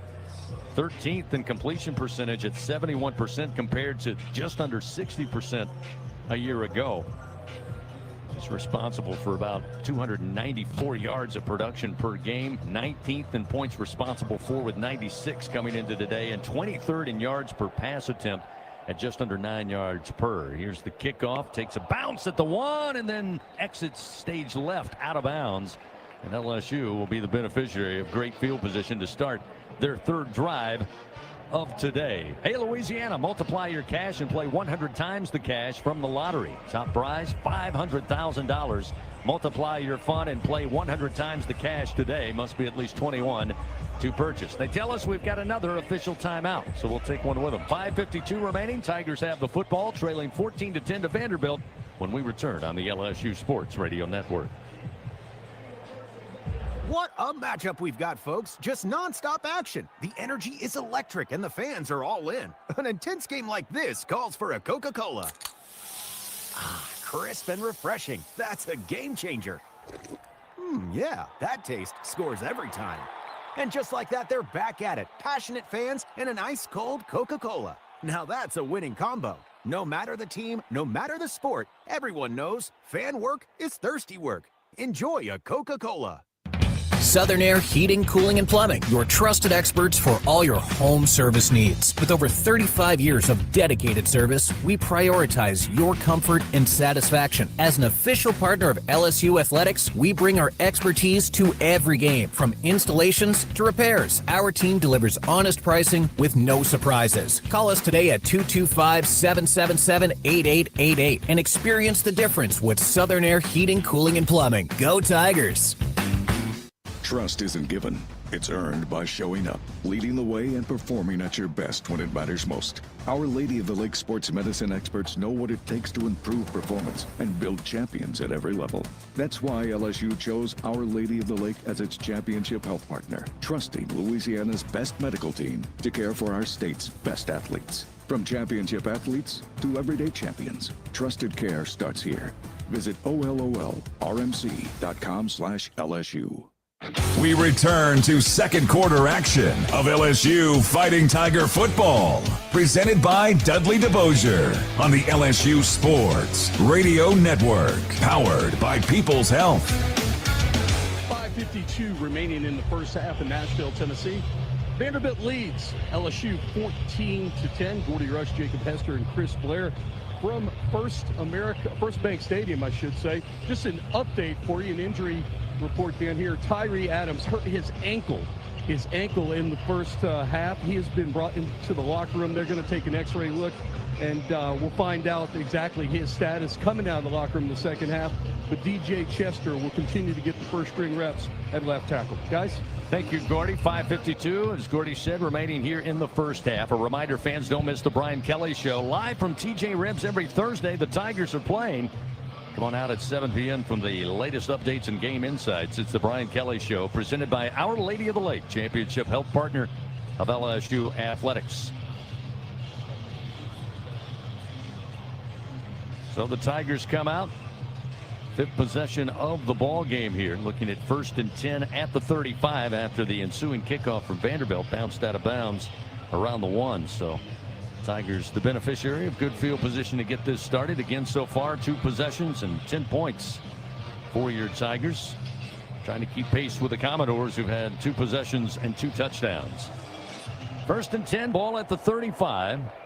The bunch, 4 receivers to the left, lone receiver to the right. Now Harlem Berry will join Garrett Nussmeier prior to the snap in the shotgun. Here it comes. Handoff. Berry avoids one tackler, goes right side, inside above the 40, and makes his way near the 44-yard line. Another good run of 9 yards by the freshman Harlem Berry. Yeah, sometimes you can just tell. You can tell if a guy's going to have a pretty big day, and he is seeing the field incredibly well right now. Like, you're going to go with him. Like, he's going to have to tell you that he can't continue to do what he's done so far here today. 2nd down and a yard. Quick screen sent out to the far side. They get it to Nick Anderson. He tried to get forward progress up near the 45, but they're going to be just short. Coach Kelly didn't like the spot. He is arguing his point over there on that far sideline, but it will be 3rd and a yard for the Tigers here to try to keep this drive going with the ball placed at the 44. They got to get that nose over that line to the 45. Yeah, I don't blame him. Certainly when the same official gave a pretty good spot to one of the Alexander runs. Barry will stay in as the running back to the right side of Nussmeier. And it looks like a timeout and a review, maybe a spot review. Ball be respotted to the original spot. The center moved the ball forward. We're moving it back. 3rd down. So they just want to reposition the football there for Braylon Moore. So the line back up, 3rd and a yard. Barry again the running back. Trades Green going to motion from left to right. He'll be set up outside. It's Nuss looking to throw. He'll give it to Green. Flag pops out. Green now racing down the far sideline into Vandy territory. Bounced out inside the 40 at the 37, but hold the phone as the flag is behind the line of scrimmage for LSU. I think Nuss had a free play. Offside on the defense. Yep. Defender was moving forward at the snap towards the line of scrimmage. That penalty is declined. Result of play, 1st down. So a 19-yard pickup by Trades Green on the quick hitter to the far sideline. And LSU will be in positive territory here with 4:37 to go in the 2nd quarter. Ball placed down at the Vanderbilt 37-yard line. It'll be 1st down and 10. Nuss with 2 receivers left, 1 to the right side.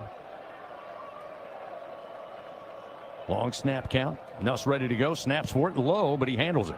Slips as he started to plant, now fires again. Green with the catch, breaks a shoestring tackle, stays upright inside the 35, eventually brought out of bounds near side at the 31. A pickup of 6. Great athletic talent there by Trades Green, just overpowered the defender who looked like he had him wrapped up. That was Langston Patterson. Yeah, that's a good linebacker. He just broke that tackle from there. I mean, look, as much as 22's feeling it, 14 looks like on this drive, he's got the same thing there. So keep feeding the guys right now that are seeing the field well. 2nd down and 4. Ball at the Vandy 31-yard line.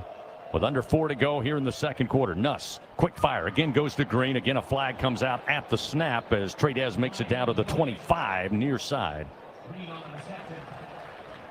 Would be a 6-yard game, but it looks like movement, and LSU does not look very happy. So illegal formation on the offense. Number 79 was in the backfield. 5-yard penalty. 2nd down. Tough break there. DJ Chester flagged for the infraction, so that'll back LSU up. That's the in vogue penalty now, is to call that with your tackles in the backfield there. I mean, you'd go years, you'd go a decade without hearing that penalty, but certainly something that's been a point of emphasis in not only the college football ranks, but the NFL as well. So it'll be 2nd down and 9. Move back to the 36-yard line of Vanderbilt. Barry returns as the running back. LSU will have Brown and Anderson wide to the right. Barry was trying to make a jump cut to the right side on the carry and just slipped on the turf and goes down after a 1-yard gain to the 35. And he had some turf in front of him. He'll want that one back. Yeah. Now it's 3rd and 8. Yeah, that's going to be one he thinks about for a very long time. It was a right read. It was great patience. Oh, it's going to be 101. He's going to have a chance with another jump cut there. But again, made the right cut, just cut off his inside foot and falls down there right in front of a defender. Turf Monster credited with the tackle. It'll be 2 minutes, 50 seconds, clock moving, 3rd down and 8. Ball at the 35 of Vanderbilt. Nussmeier and the Tigers 4 of 5 on 3rd down. Hit as he throws. A dying quail in the air near side. Going to be broken up and incomplete. Had both Nick Anderson and Trades Green in the vicinity. Davis at corner was there to kind of make sure he swatted it away, and looks like LSU going to try for a field goal here to try and make it a 1-point game. It'll be a 52-yard attempt, middle of the field. Ramos again, his career long 52 yards earlier this season in the opening game against the Clemson Tigers. So 52 yards, pardon the pun, right down Broadway here. Waiting on the snap, Chadwick puts it down. Ramos puts a foot into it. Doesn't look like it has enough, and it misses wide right. So the Vanderbilt defense holds. The drive comes to an end. LSU blinks first, and Vandy takes over with 2:33 remaining second quarter, leading 14-10. Timeout on the field. Vandy takes over. They'll start this drive at their own 35 when we continue after this on the LSU Sports Radio Network. Get ready, Tiger fans! Venture Global is proud to partner with LSU Athletics, powering Louisiana and the world with clean, low-cost, reliable energy and fueling the future of our great state. As we cheer on the Tigers this season, we're also driving innovation, creating jobs, and supporting our local communities. Together, we're building a brighter, more sustainable tomorrow. Venture Global, proud partner of LSU Athletics, powering champions on and off the field. Go Tigers! In Baton Rouge, locals don't just love their home, they love sharing it. Discover a city where culture is abundant, hospitality comes naturally, and the best spots are never kept secret. With the vibrancy of a big city and the ease of a weekend getaway, Baton Rouge invites you to slow down, savor, or soak it all in. Find your pace at visitbatonrouge.com. LSU Tiger fans are gearing up with real Tigers apparel and merchandise from the official online store at lsushop.net. Get jerseys, sideline gear, polos, t-shirts, hats, official team merchandise from Nike, accessories, and much more. Over 3,600 products, all shipped right to your door. Head to the place real Tiger fans go for the selection only real Tiger fans get at lsushop.net. Second quarter action continues. Presented by Dudley DeBosier. This is LSU Fighting Tiger Football on the LSU Sports Radio Network. Powered by People's Health. Indeed, Dudley DeBosier stands up for the purple and gold. They fight for Tiger fans all across Louisiana. Remember, Dudley DeBosier, proud to be an official partner of LSU Athletics. Score remains 14-10. Vanderbilt with the lead. LSU unable to come up with a 52-yard field goal by Damian Ramos, and Jacob Vandy takes over. They've been very fortunate with field position. This time they'll take over 1st and 10 at their own 35 with 2:33 remaining. Yeah, that drive's unfortunate. You go back and you think about the sequence, right? And you've got an illegal formation. It sets you back. You've got Harlem who makes the right cut, just can't keep his feet. Don't give enough time there on 3rd down. And what could have been a very positive drive, and then you miss a field goal, and you're right. I mean, they're right there on the 35-yard line. That's certainly their second field position that they'll take every single time. Diego Pavia and the Vandy offense. Starts off 1st and 10. Pavia will send out 2 receivers to the right, 1 to the left side. Single back in Alexander on his left hip. Jordan White with his nose over the football, waiting to snap it back. Here it comes, and Pavia, quick release, and it's dropped and incomplete. Right at the 31-yard line. He was looking for Caleb Barnett, the freshman out of Tulsa, Oklahoma, but again, looked like that one came out so quick. I'm not sure Barnett had gotten to his spot yet, but either way, he couldn't hold on. It'll be 2nd down and 10 quickly at the 35. Yeah, that was the old two-seam fastball he threw in there, not able to handle it, and very fortunate that was a forward pass there for Vanderbilt. Pavia 5 for 7, 72 yards passing thus far. It'll be 2nd and 10, 2.5 minutes remain before halftime. Line up in the pistol. Alexander to his left. McKalen Young behind him in the formation. Young going to get the carry, going to be dropped immediately. Back at the 33-yard line. Wes Weeks puts him right into the turf. Great pursuit, great penetration, a loss of 2. It'll be 3rd down and 12 for the Vanderbilt offense. Now, something to note on that play, though, they'll come back to that one because they had an option look coming back the other way, and it was A.J. Halsey 2-on-1 right now. So look for Vanderbilt to maybe come back to that look, but a nice job by Weeks on that one. 3rd and 12 from the 33 of their own. And timeout for the 2-minute timeout. So Vandy will get to talk it over, as will LSU. Looking at a 3rd and 12 at the 33-yard line. Vandy leading 14-10 over your Tigers Back to finish out the second quarter after this. 14-10, Vandy on top on the LSU Sports Radio Network. There was a time when a person's word was enough. A time when a handshake meant something, and integrity really mattered. For over 70 years, the values of Farm Bureau Insurance have been rooted in hard work, faith, and family. In that time, we've seen the world change in many ways. What hasn't wavered is Farm Bureau Insurance's commitment to protect our customers' way of life and serve the communities in which they live when they need us most. You deserve more. You deserve a promise. Learn more at lafarmbureau.com. Everything tastes better after an LSU Tiger victory. Similarly, everything also tastes better once you've baptized it with the handcrafted flavor of the original Louisiana hot sauce. So just imagine how truly tasty something would taste if it was doused in the original Louisiana hot sauce after an LSU Tiger victory. That's Louisiana hot. Buy you some. Hi, this is Chef Kevin Belton for People's Health. If you have diabetes, heart failure, or cardiovascular disorder, and you have Medicare, ask about a People's Health Chronic Condition Special Needs Plan. It's a Medicare plan designed to help with the unique needs that go along with these chronic conditions. Call People's Health today. Your benefits could start as early as next month. Plans are insured through United Healthcare Insurance Company or one of its affiliated companies, a Medicare Advantage organization with a Medicare contract. Enrollment in the plan depends on the plan's contract renewal with Medicare. We return to second quarter action of LSU Fighting Tiger football, presented by Dudley DeBosier on the LSU Sports Radio Network, powered by People's Health. 14-10, Vanderbilt leading LSU.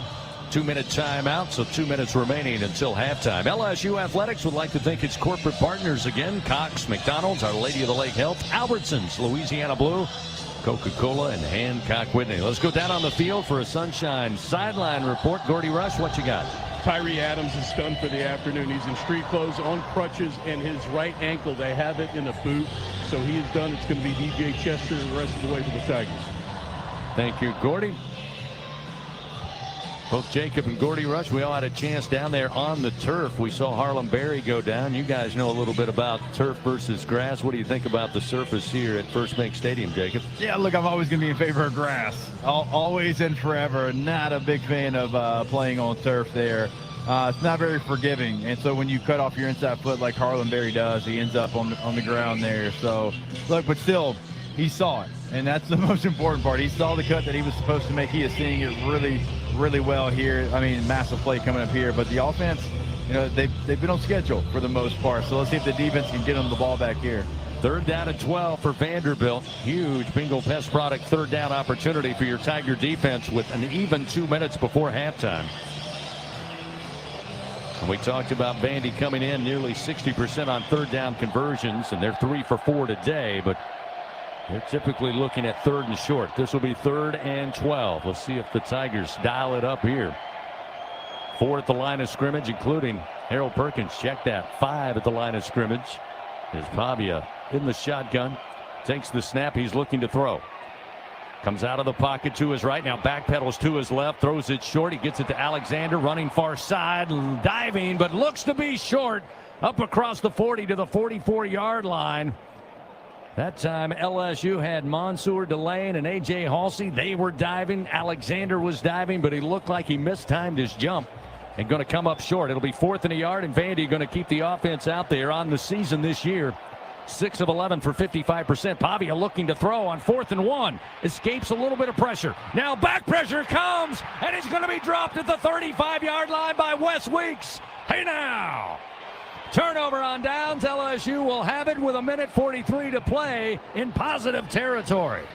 Yeah, look, it's a great play by LSU, but I do not understand that decision and that play call at all by Vanderbilt there. I mean, not running the football, you quick snap it.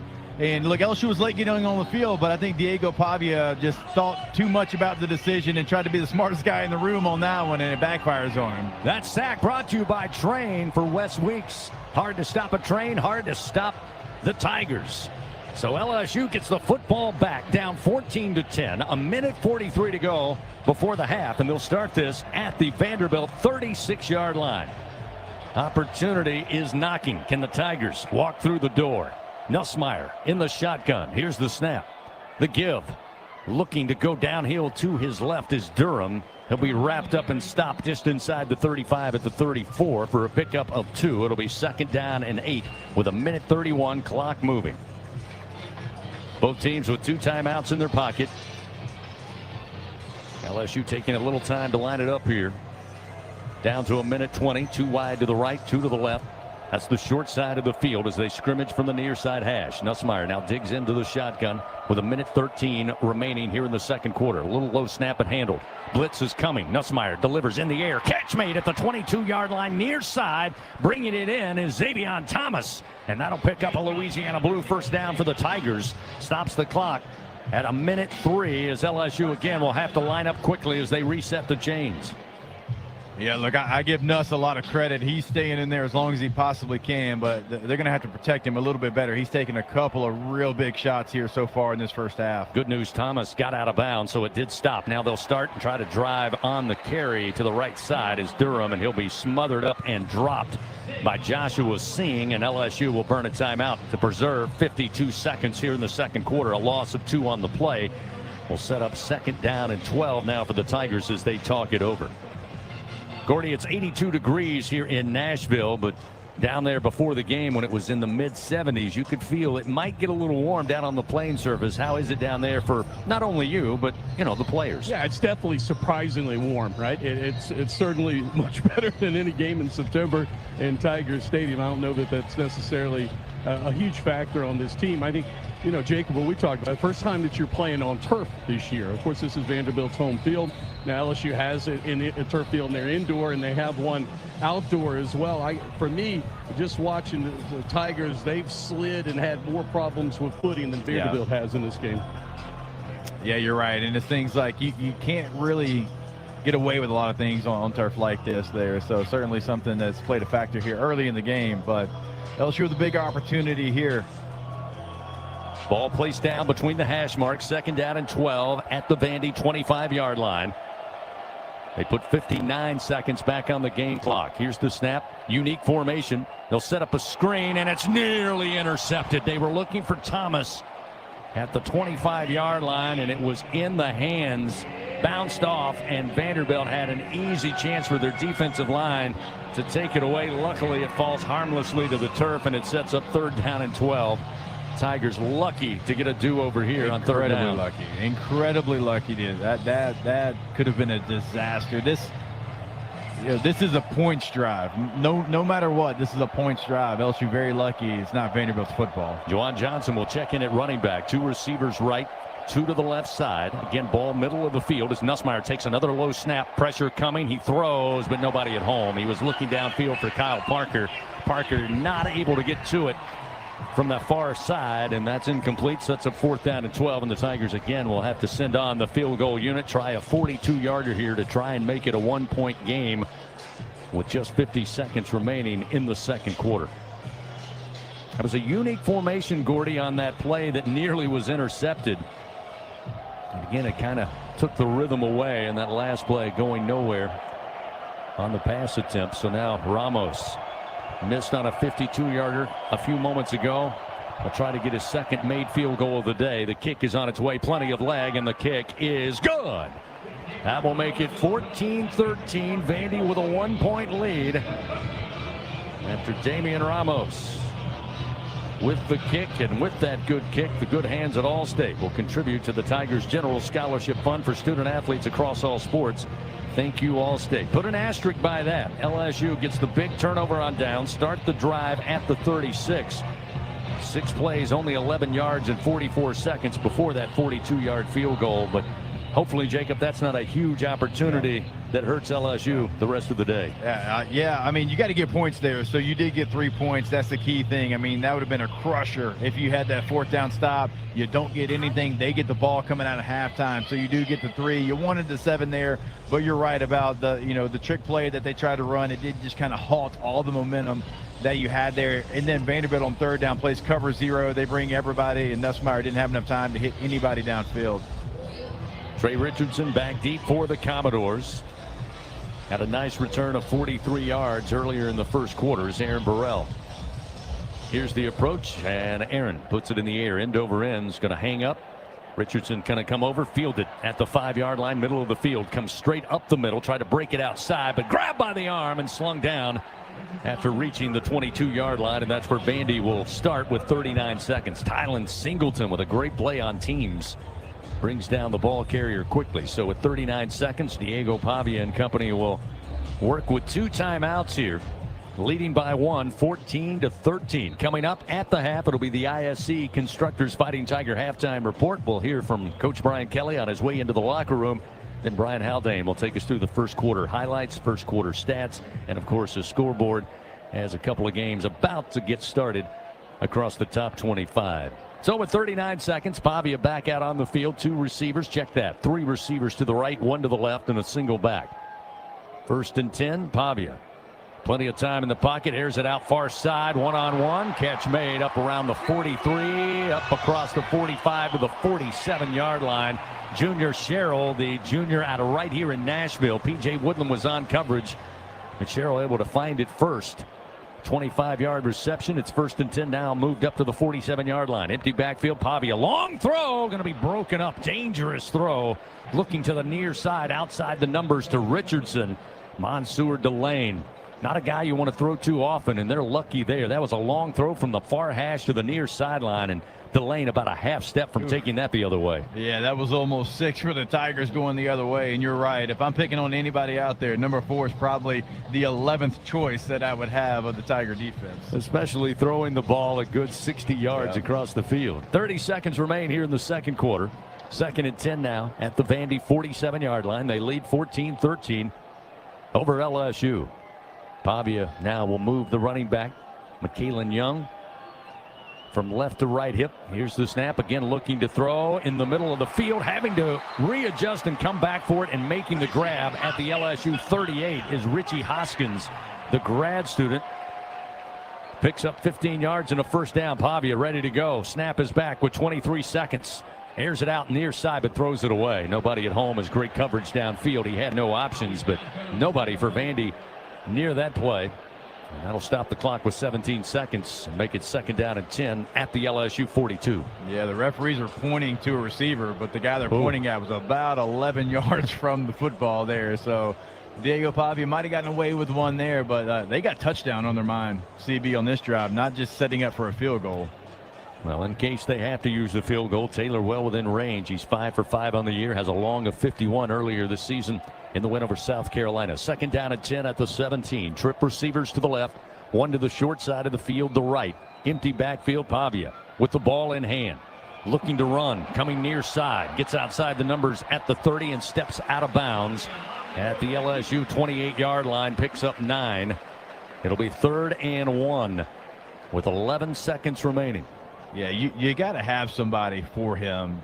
He sees that immediately, Chris, and he just takes off, and he knows he can get positive yards. As soon as he saw Harold Perkins add himself to the rush and there was nobody left for him, he stopped looking at the routes and just pulled the ball down and ran.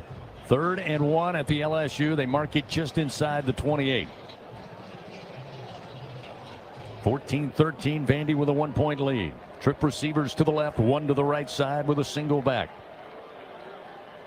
Pavia gets the snap, looks left, now running to his right, sidearm throw, and it's incomplete down inside the 10, looking for Eli Stowers. And it looks like Vandy now will bring on the field goal unit with 6 seconds remaining here in the second quarter.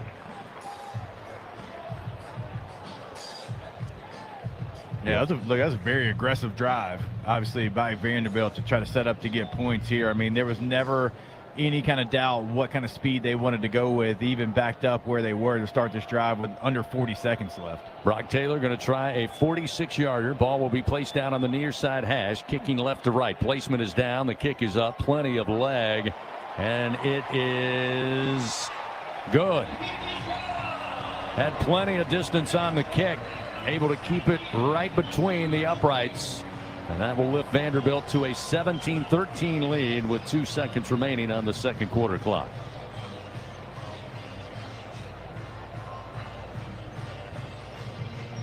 No doubt about it, Jacob. A very aggressive drive, taking that over. 7 plays spanning 50 yards, 27 seconds.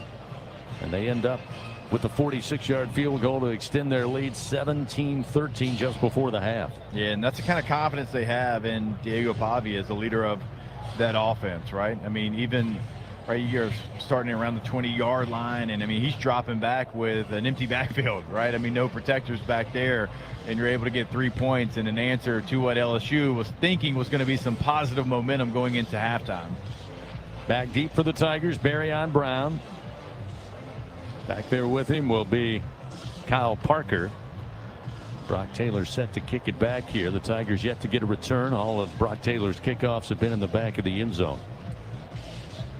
Rather, Justin Dewars handles kickoffs. Brock Taylor handles point after and field goal tries. Again, a great LSU representation, I should say, here at First Bank Stadium. You look across the way to the visitors section. There's 6 sections there. And about 5 of them, nothing but purple and gold. They'll send one down the center of the field, going to be picked up by an up back at about the 18-yard line for LSU. And trying to get outside now. With room, still going across the 35 and eventually brought down just shy of the 45-yard line. And that'll be the end of the first half of this matchup. Vandy goes into the locker room leading 17-13. Coming up, we'll go down on the field. Gordy Rush will have a chance to visit with head coach Brian Kelly on the Capital One coach's interview. Get his thoughts on that first 30 minutes of action that went by laser fast on this Saturday morning into the afternoon hours. Tigers again will be on defense to start the third quarter of action. Vandy winning the toss and deferring until the second half. Let's go down on the field with Gordy Rush. Gordy. Coach, this half, both offenses kind of mirror each other, moving the football down to their end of it. On your side, just converting, taking those field goals, making the field goals, making touchdowns. Yeah, I mean, that's obviously big, and, you know, we got to get off the field. We haven't been able to get off the field. Defensively limited us to, I think we had 3 possessions in the first half. We got to get off the field defensively, and we got to convert field goals into touchdowns. Chris. Thank you, Gordy. Thank you, Coach. We're at halftime here in Music City. Coming up, the ISC's Fighting Tiger halftime report. We'll send it back to Brian Haldane in the Capital One studio and take you through the first half highlights, first half stats, and of course a check of the top 25 in SEC scoreboard. Our score at the break here in Nashville: Vanderbilt 17, LSU 13. More coming up on the LSU Sports Radio Network. Everyone has their own favorite way to experience Louisiana. For some, it's the taste of hot beignets with a creamy cafe au lait. For others, it's swaying to the music of brass bands, Zydeco, and all the music in between. It's boating on the bayou, weaving your way through festivals, road tripping in pursuit of the greatest gumbo. Whoever you are, whatever you crave, Louisiana will feed your soul. Go to findyourlouisiana.com to plan your visit today. Waste Pro is proud to be the official waste and recycling collection services provider to LSU Athletics. We service over 2 million residential and commercial customers in more than 500 towns and municipalities across the South. Waste Pro is proud to work, live, and raise families in the areas we serve. We consider it a privilege to work hand in hand with our customers, partners, and employees to create a better community-first waste and recycling model. Waste Pro is the official waste and recycling collection service provider of LSU Athletics. Visit wasteprousa.com for more information. Equipment Share, proud partner of LSU Athletics. We understand that when you rent construction and industrial equipment, you need reliable machines and dependable service. From dozers and aerial work platforms to pumps, power, and climate control, we've got you covered. All rentals are powered by T3, the easy-to-use fleet management tool that lets you monitor your equipment from your phone or laptop. Visit equipmentshare.com for your rental today. Equipment Share, built by contractors for contractors. Welcome in to the ISC Fighting Tiger Halftime Report. Presented by ISC Constructors. Powered by People.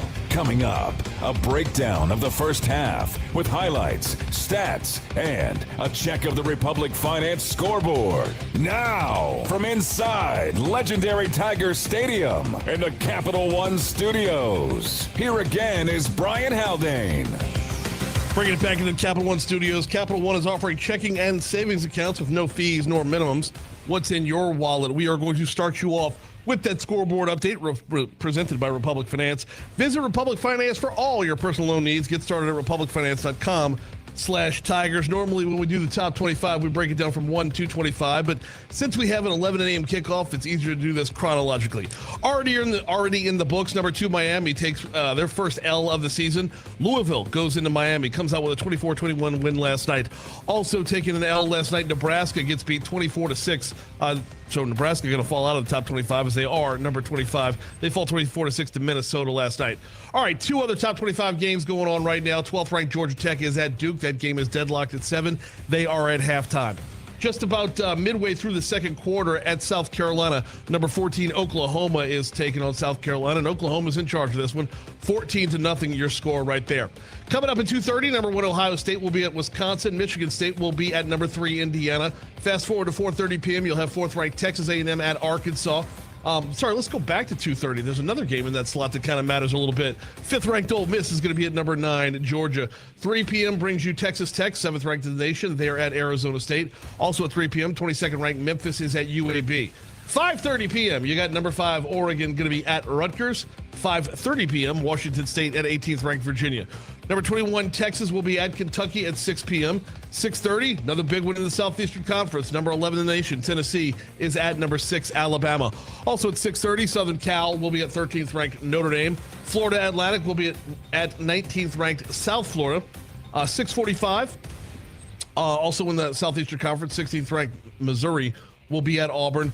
2 7 p.m. kickoffs in the top 25. Number 23 Utah is at number 15 BYU, and 24th ranked Cincinnati is at Oklahoma State. Looking at our in-state scores right now, there's only one other in-state game going on. Army, the Black Knights, are at the Green Wave of Tulane. That game is tied up 3 apiece at halftime. Coming up at 2, it'll be Troy at UL Monroe. Grambling will be at Arkansas Pine Bluff. 4 p.m., Prairie View will be at Southern for the Jaguars homecoming. Also at 4 o'clock, you'll have Northwestern State at Southeastern. Southern Miss will be at UL Lafayette. 6 p.m. is going to bring us Houston Christian at McNeese, and then Nichols at Stephen F. Austin. Leadership starts right here at home. That's why Ford assembles the most vehicles in America and employs the most hourly workers. From America for America, just another reason why Ford F-Series have been the best-selling trucks in America for 48 straight years. See your Southern Quality Ford dealer today. Once again, our score at halftime is Vanderbilt 17, LSU 13. We will take a quick break right here, and we will continue with the ISC Constructors Fighting Tigers halftime report right here on the LSU Sports Radio Network. I'm Scarlett Johansson. My family relied on public assistance to help provide meals for us. These meals fueled my involvement in theater and the arts as a child, which fostered my love for acting. The Feeding America network of food banks helps millions of people put food on the table. You can join the movement to end hunger by donating, volunteering, and advocating. Because when people are fed, futures are nourished. Join the movement to end hunger at feedingamerica.org/act now. Brought to you by Feeding America and the Ad Council. Hey, Tiger fans 12 and younger, don't miss your chance to be a part of Mike's Kids Club, presented by Shell, the exclusive kids club of LSU Athletics. Join Mike's Kids Club for only $25. Get the official Mike's Kids Club t-shirt, free admission to select LSU athletic events, and much, much more. To learn about upcoming events and to join, please visit LSUMKC.com. The Mike's Kids Club, presented by Shell.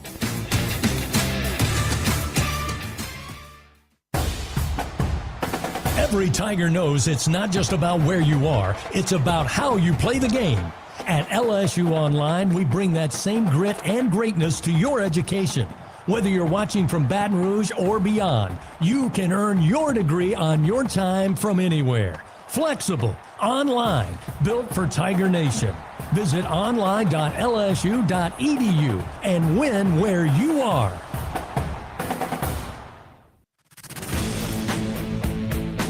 Back with more on the ISC Constructors Fighting Tiger halftime report. Now, with a first half scoring recap, here again is Brian Haldane.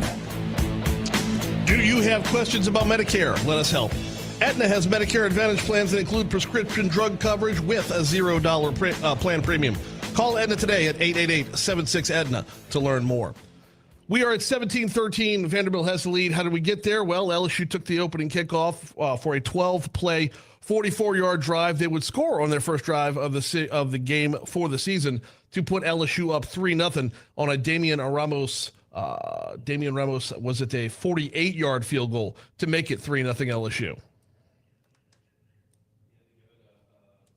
So they'll call upon Damian Ramos here for a 48-yarder between the hash marks, kicking left to right. Ramos again, 52-yarder against Clemson in the opening weekend. He'll put a foot into this one, end-over-end kick, and it is good. LSU, in the opening drive of the game, takes an early lead, 3-0. Their first possession score of 2025. That lead wouldn't hold up, though. Vandy puts together a 9-play, 57-yard drive. Diego Pavia would punch it in from 1 yard out to make it 7-3 Vanderbilt. LSU would regain the lead, though, on the very first play of the second quarter. A 24-yard touchdown pass from Garrett Nussmeier to Trades Green. So they'll call upon Damian Ramos after up. In the pistol formation, they'll fake it to him. Nussmeier under pressure, back foot, throw, catch to Trades Green outside the numbers at the 10, 5, touchdown, Fighting Tigers. Oh my goodness, what a great play by Nuss. Even better by Trades Green, the 24-yard touchdown. And the Tigers back on top, 9-7 with a point after upcoming. Great. And that point after would be good to make it 10-7. Vanderbilt, however, would respond again, make it 14-10 after a 14-play, 75-yard drive, culminated in a 1-yard touchdown run by Sedrick Alexander. LSU would miss a field goal. Vandy would turn it over on downs. Then LSU would put together another drive ending in a field goal. 6 plays, 11 yards. Damian Ramos would connect from 42 yards out this time. Ramos missed on a 52-yarder a few moments ago. Will try to get his second made field goal of the day. The kick is on its way. Plenty of leg, and the kick is good. That will make it 14-13. Vandy with a 1-point lead after Damian Ramos with the kick and with that. And Vandy would then put another field goal on the board to make it 17-13, which is our halftime score. Bud Light, proud sponsor of LSU Athletics. Easy to drink, easy to enjoy. Quick break, come back. We'll break down some of those stats that brought us to 17-13 on the LSU Sports Radio Network. Trust isn't given. It's earned by showing up, leading the way, and performing at your best when it matters most. Our Lady of the Lake sports medicine experts know what it takes to improve performance and build champions at every level. That's why LSU chose Our Lady of the Lake as its championship health partner, trusting Louisiana's best medical team to care for our state's best athletes. From championship athletes to everyday champions, trusted care starts here. Visit OLOLRMC.com/LSU. Everything tastes better after an LSU Tiger victory. Similarly, everything also tastes better once you've baptized it with the handcrafted flavor of the original Louisiana hot sauce. So just imagine how truly tasty something would taste if it was doused in the original Louisiana hot sauce after an LSU Tiger victory. That's Louisiana Hot. Buy you some. For him, it wasn't the cancer that almost took his life. It was an infection his body wasn't strong enough to fight.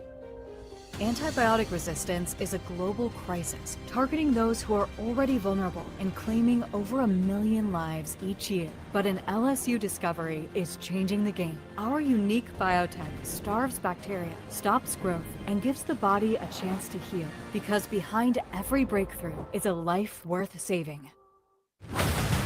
Second half action of LSU Fighting Tiger football is coming up. This is the ISC Constructors Fighting Tiger Halftime Report on the LSU Sports Radio Network, powered by People's Health.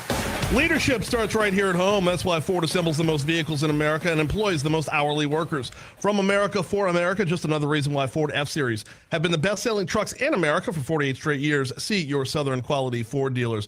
All right, it's time to talk stats, and we will start off with your passing report brought to you by L'Auberge Baton Rouge Casino and Hotel. Diego Pavia, so far 8 of 13 for 124 yards. No touchdowns, no interceptions for Pavia right now. He said 5 different receivers. Leading the way would be Cole Spencer defense, 2 catches for 40 yards. Eli Stowers has 3 for 32. I would break down a little further beyond there. Meanwhile, Garrett Nussmeier is 13 of 18. He's got 118 yards under his belt, 1 touchdown, no interceptions. Trey'Dez Green far out in front when it comes to yardage-wise. He's got 3 catches for 49 yards and the touchdown. Berrien Brown, 5 catches, 40 yards. Nussmeier's connected with 7 different receivers in the first half. Let's move over to that rushing report brought to you by Old Dominion Freight Line. Vanderbilt's got 20 carries for 64 yards and 1 touchdown. They are led, once again, by Diego Pavia, 8 carries, 37 yards. Sedrick Alexander has been good for 9 carries, 18 yards. Harlem Berry leading the way for LSU, 7 carries, 42 yards for the freshman, and right behind him would be Caden Durham, who on a number of carries. Caden's got 4 carries, struggling on the yardage front, though, with just 3. We are going to take one more quick break. When we come back, we will be back inside the stadium. Jacob Hester, Gordy Rush, Chris Blair, they're back right after this on the LSU Sports Radio Network. Hey, college football fans, I know you'd do anything for a win on game day. And a nice cold Bud Light. Because whether you're tailgating in the parking lot or parked on the couch, sitting on your lucky stool at the bar, or standing in the fan section all game long, the clean, crisp taste of Bud Light turns a win into a win-win. And there's nothing easier to enjoy than that. Bud Light, easy to drink, easy to enjoy. Enjoy responsibly. Anheuser-Busch, Bud Light Beer, St. Louis, Missouri. Trust isn't given. It's earned by showing up, leading the way, and performing at your best when it matters most. Our Lady of the Lake sports medicine experts know what it takes to improve performance and build champions at every level. That's why LSU chose Our Lady of the Lake as its championship health partner, trusting Louisiana's best medical team to care for our state's best athletes. From championship athletes to everyday champions, trusted care starts here.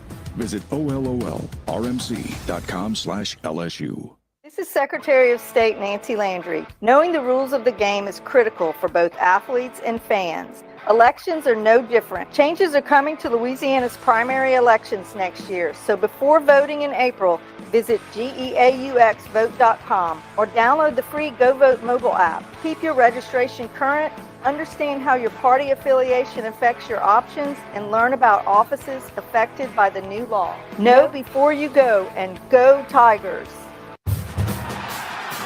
It takes hard work to be the best in the game. Planning, commitment, resilience, sweat.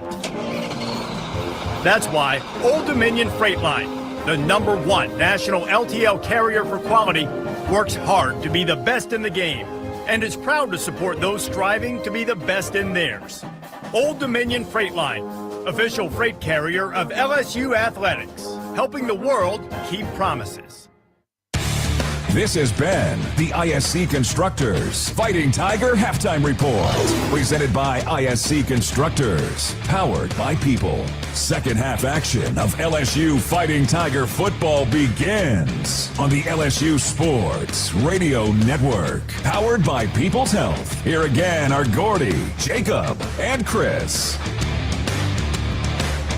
All right, and welcome back inside First Bank Stadium here in Nashville, as it is your LSU Tigers trailing the Vanderbilt Commodores 17-13 now as we get you ready for the second half. Reminder, Vanderbilt will receive the second half kickoff, and like you heard there in the stats, a very even game so far. Both teams have been really good on third down. Both teams about the same when it comes to running the ball, throwing the ball.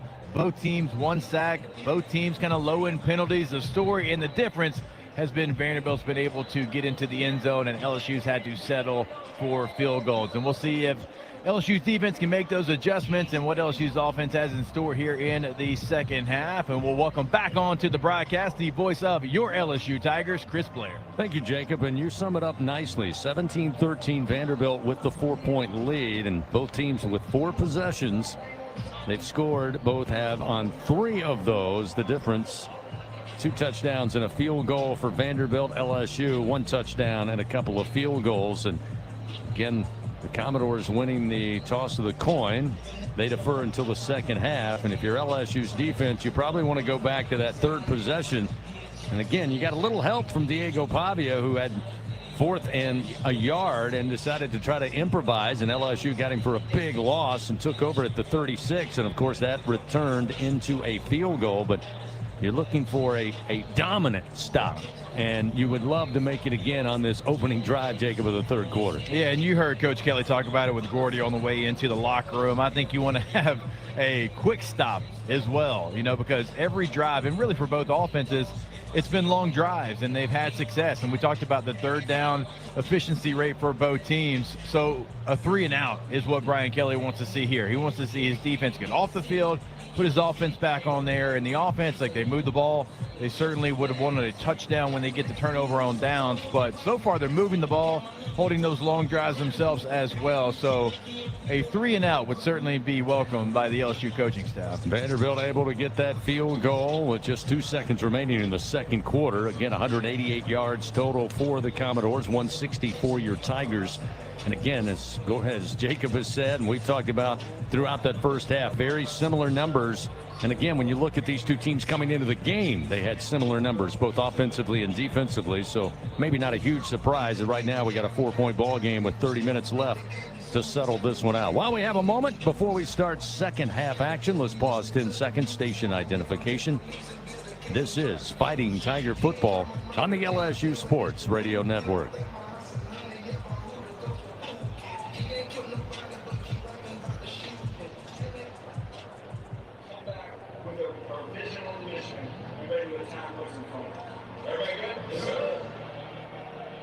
Back here at First Bank Stadium, downtown Nashville on the west end. We're set for the third quarter of action this Saturday afternoon. An early start, 11:07 kickoff to get the SEC Saturday going.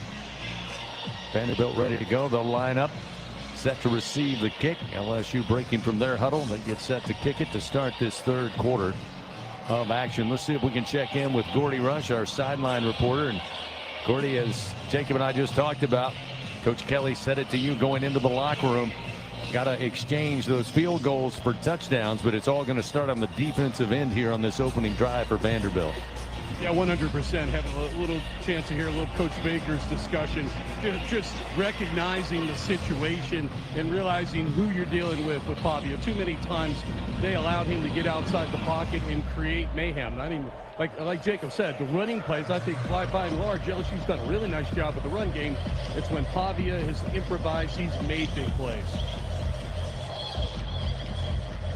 Just about set to go here in the third quarter, to Gordy's point. On top of what Jacob mentioned, 10 carries by the Vanderbilt running backs for just 22 yards there in the first half. So with 15 minutes on the board, Aaron Burrell with the approach, and the third quarter is underway as this one's spinning end over end out of the back of the end zone. And the Commodores will start 1st and 10 at their own 25 to get us underway here in third quarter action. Toyota's national sales event is on right now. Enjoy every second in an exciting Toyota. So visit your local Toyota dealer or Toyota.com today. In Diego Pavia, 8 of 13, 124 yards. Last year in this matchup in Baton Rouge, he went 13 of 24 for 186 and a passing touchdown. Both touchdowns for Vanderbilt coming from Pavia, both at the goal line from 1 yard out.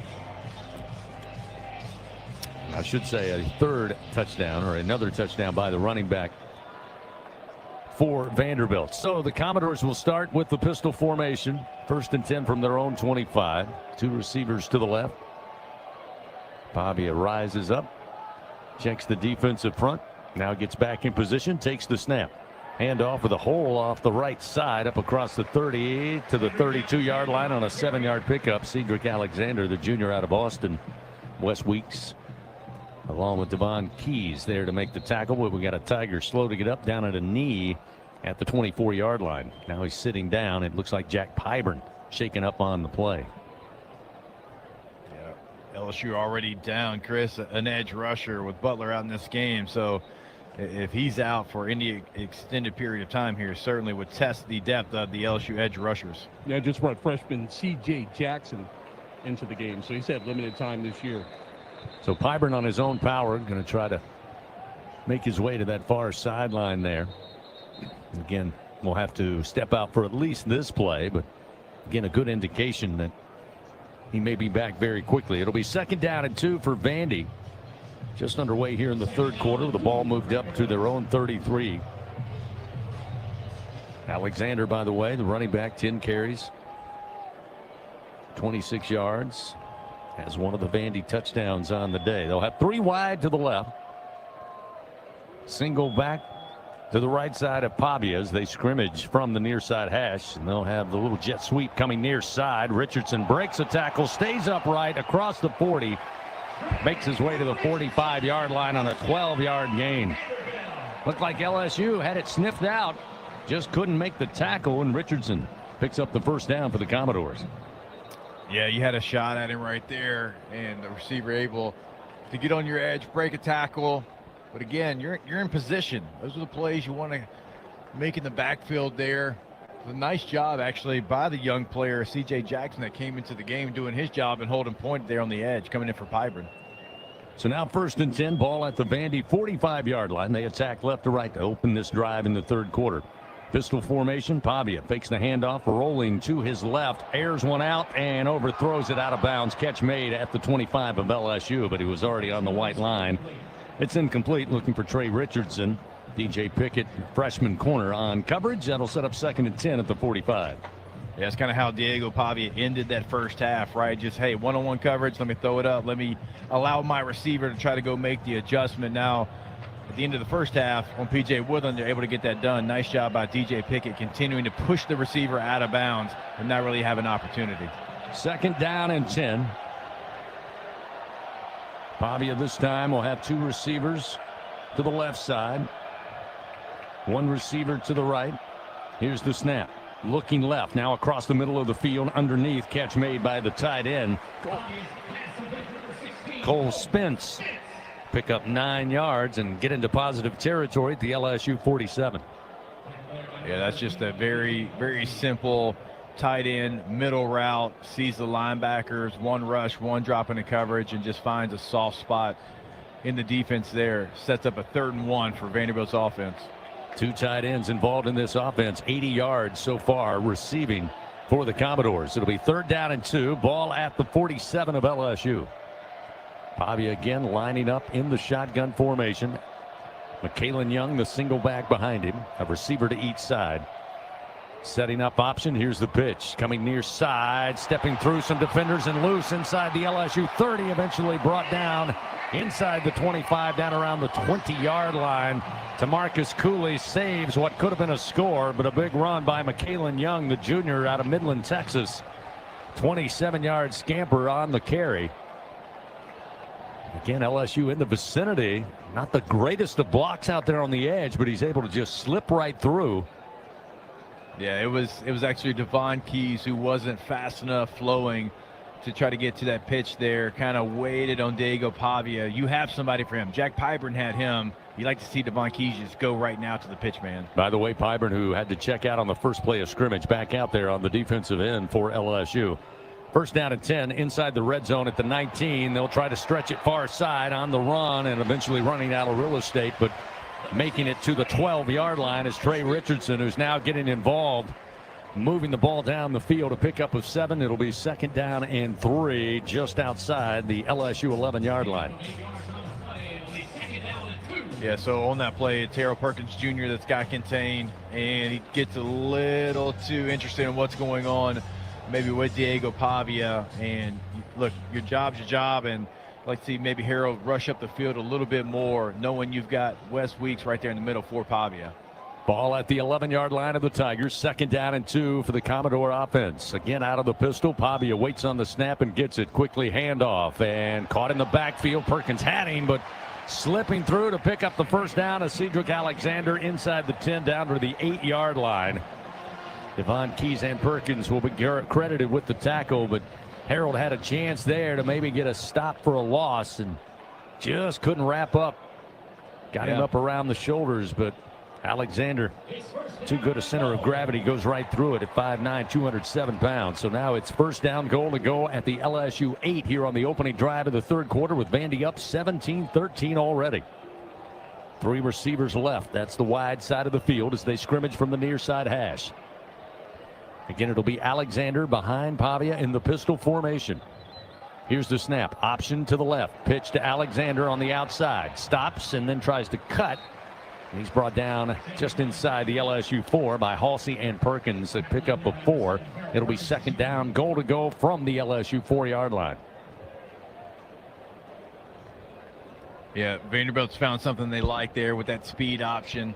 And LSU really for the first half of this game was so good at being sound on some of those plays there. They've gotten caught a couple of times trying to do too much. And, you know, knowing option football, I know you do, CB, like you got to do your job and your assignment in option football. Second down, goal to go from the 4, this time from the far side hash as they attack left to right. Bobby again right back in that pistol formation.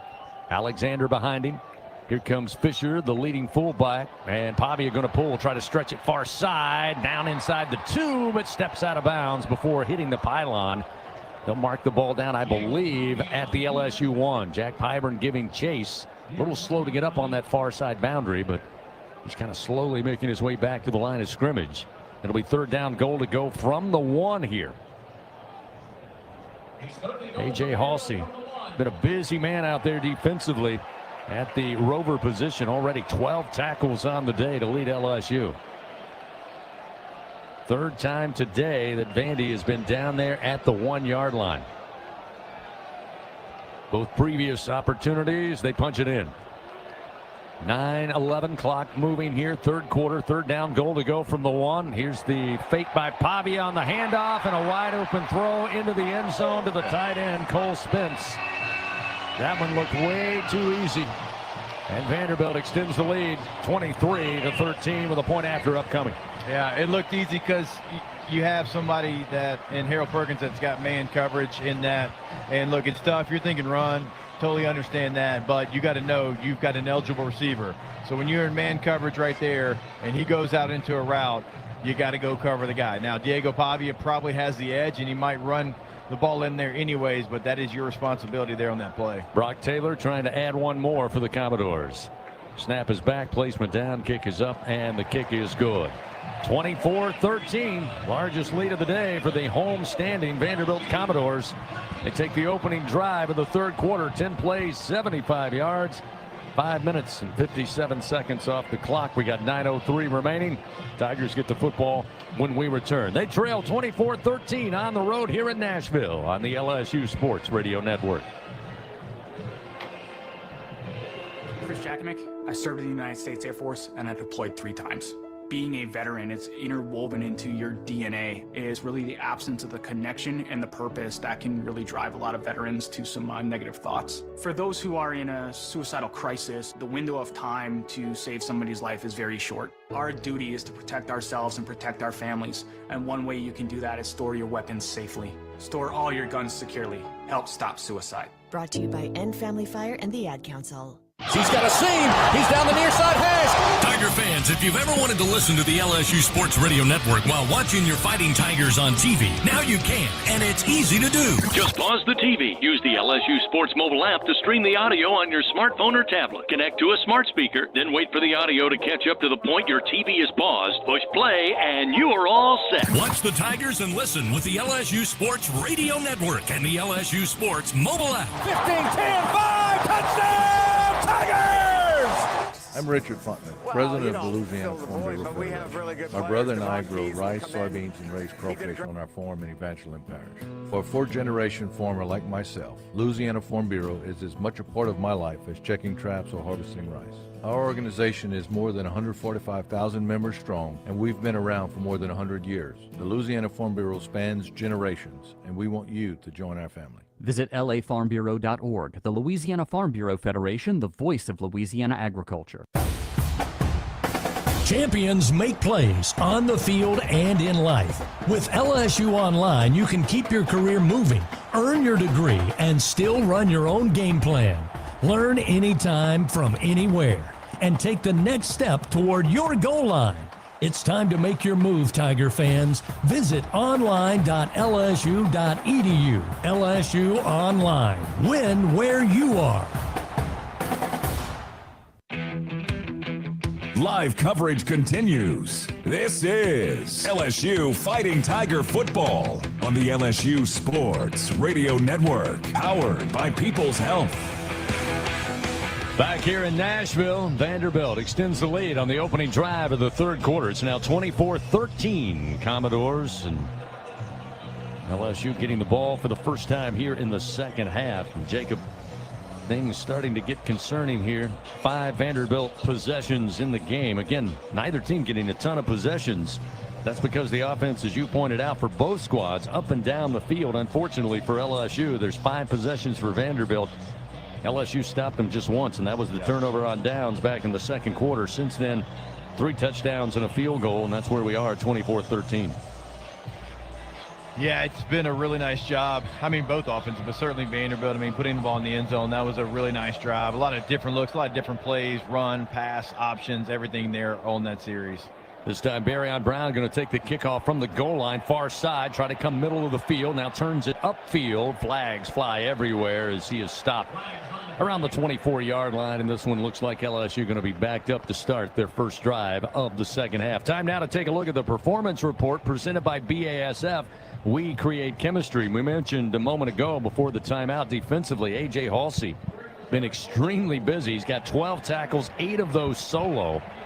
That's so far been the performance report, as he is head and shoulders making more tackles than multiple defenders combined for LSU. And again, you love the play of A.J. Halsey. I'm not so sure you want 12 tackles from your safety and down 24-13. Yeah, he's actually, I mean, he's covered up a lot too. He's made some plays when Vanderbilt probably should have gotten more yards. I mean, he's played great, but you said it, it's a great point. That level of defense is not where you want your leading tackler. After that penalty, LSU will start this drive at their own 8-yard line. First down and 10 is Nussmeier. 2 yards away from the end zone, takes the shotgun snap. Quick fire. Green has it near side at the 10 and up across the 15 and spilled out near the 20-yard line. They'll say he made the 20 on a pickup of 12 yards and a Louisiana Blue first down for your Tigers. That's 4th catch of the day for the sophomore Trey'Dez Green. He's got 61 yards. Yeah, he's been a big target so far here in this game. I mean, it's been Green and it's been Barry that have been very consistent so far for LSU offense. Barry back in the game now, running back. We saw in the first half, Vanderbilt able to get a lot of pressure in that offensive backfield. Here's a nice move by Barry, who was dead to rights in the backfield, but stepped away from the defender, picks up no yards, but gets back to the line of scrimmage. And that one could have been a loss of 3 or 4, but credit Barry, just able to sidestep and get back to the line of scrimmage. Langston Patterson and Joshua Singh were there to make the tackle. But I was saying, Jacob, this offensive line for LSU leaking a little bit. And we may see LSU go to that quick passing game a little bit more here, just to try to get the ball out quickly and avoid Garrett having to throw off his back foot. 2nd and 10, ball at the 20-yard line of their own. Nuss takes the snap again. Pressure comes, throws off his back foot. This time a catch by Anderson. Anderson had made the grab at the 35. Dances up the near side hash to the 38. His first catch of the day. Picks up a Louisiana Blue first down on a gain of 18 yards. Dante Carter makes the tackle for the Commodores. Yeah, it's a nice job by Caden Durham picking up the linebacker. You like him a little bit stronger there, but does know his assignment just enough to give Nussmeier some time to throw it. First out of 10 at the 38 of their own. Nussmeier looking right side, airs it out, and looking for Barryon Brown. He was grabbed by the jersey, but no flags. It's incomplete down around the 25-yard line. And Barryon talking to the official that was right there with him, saying, "Did you miss that?" Now Brian Kelly wants to chew on his ear a little bit. Yeah, they're allowing Colby Taylor for Vanderbilt on almost every play that he's done to be incredibly physical. And look, to his credit, why stop if they're not going to call it? That's multiple plays in a row that he's been able to kind of do that and play that style, and certainly had a handful of jersey on that one for Barryon Brown trying to chase down that deep ball. First time today, we got the clouds blocking the sun here. A little bit of shade on the playing surface. 2nd down at 10. Nussmeier under duress. Tries to get it out, does so near side. Xavion Thomas curls back at the 40, breaks a tackle and free down the near sideline. 30, 20, 15, 10, 5. Touchdown, Fighting Tigers. 62 yards on an incredible throw from Nussmeier just to get it out. And Thomas does the rest. That'll make it 24-19 Vanderbilt, with LSU a point after upcoming. I mean, what an individual effort there by Thomas. And we talk about it all the time. He's one of those guys. Find a way to give him the football. Get him the football. I don't care how you do it. Get that guy the football. He is an elite returner, right? And a lot of times a play like that, what did that look like? It looked like you were setting up a wall for a punt return, right? And he hits the sideline, gets all the way into the end zone. Get the playmakers the ball. Get it to them often and early, and that's exactly what Nussmeier did after taking another shot. They're getting Thomas that football some way, somehow. LSU looks to keep the offense out there. Going to try a 2-point conversion here. Trying to make it a field goal game. Currently 24-19. Nussmeier in the shotgun. 2 receivers right. Now they'll motion Trades Green to join him. Trip receivers at the snap. Nussmeier with time. Throws. Slant. Green got it.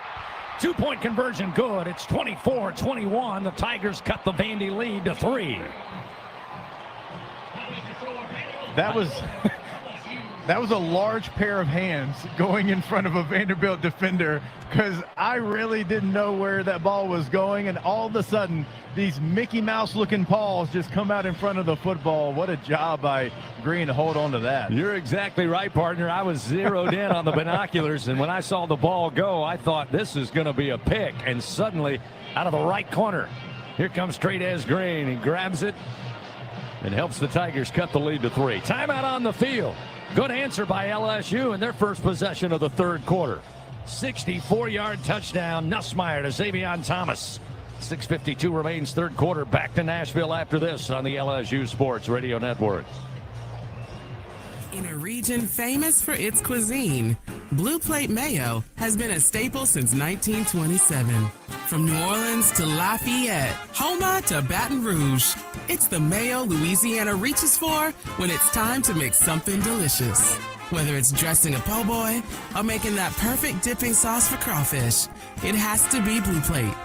Blue Plate Mayo, the official mayo of LSU Athletics. That's the good stuff.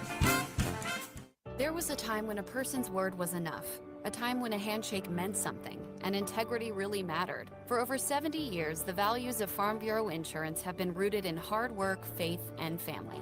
In that time, we've seen the world change in many ways. What hasn't wavered is Farm Bureau Insurance's commitment to protect our customers' way of life and serve the communities in which they live when they need us most. You deserve more. You deserve a promise.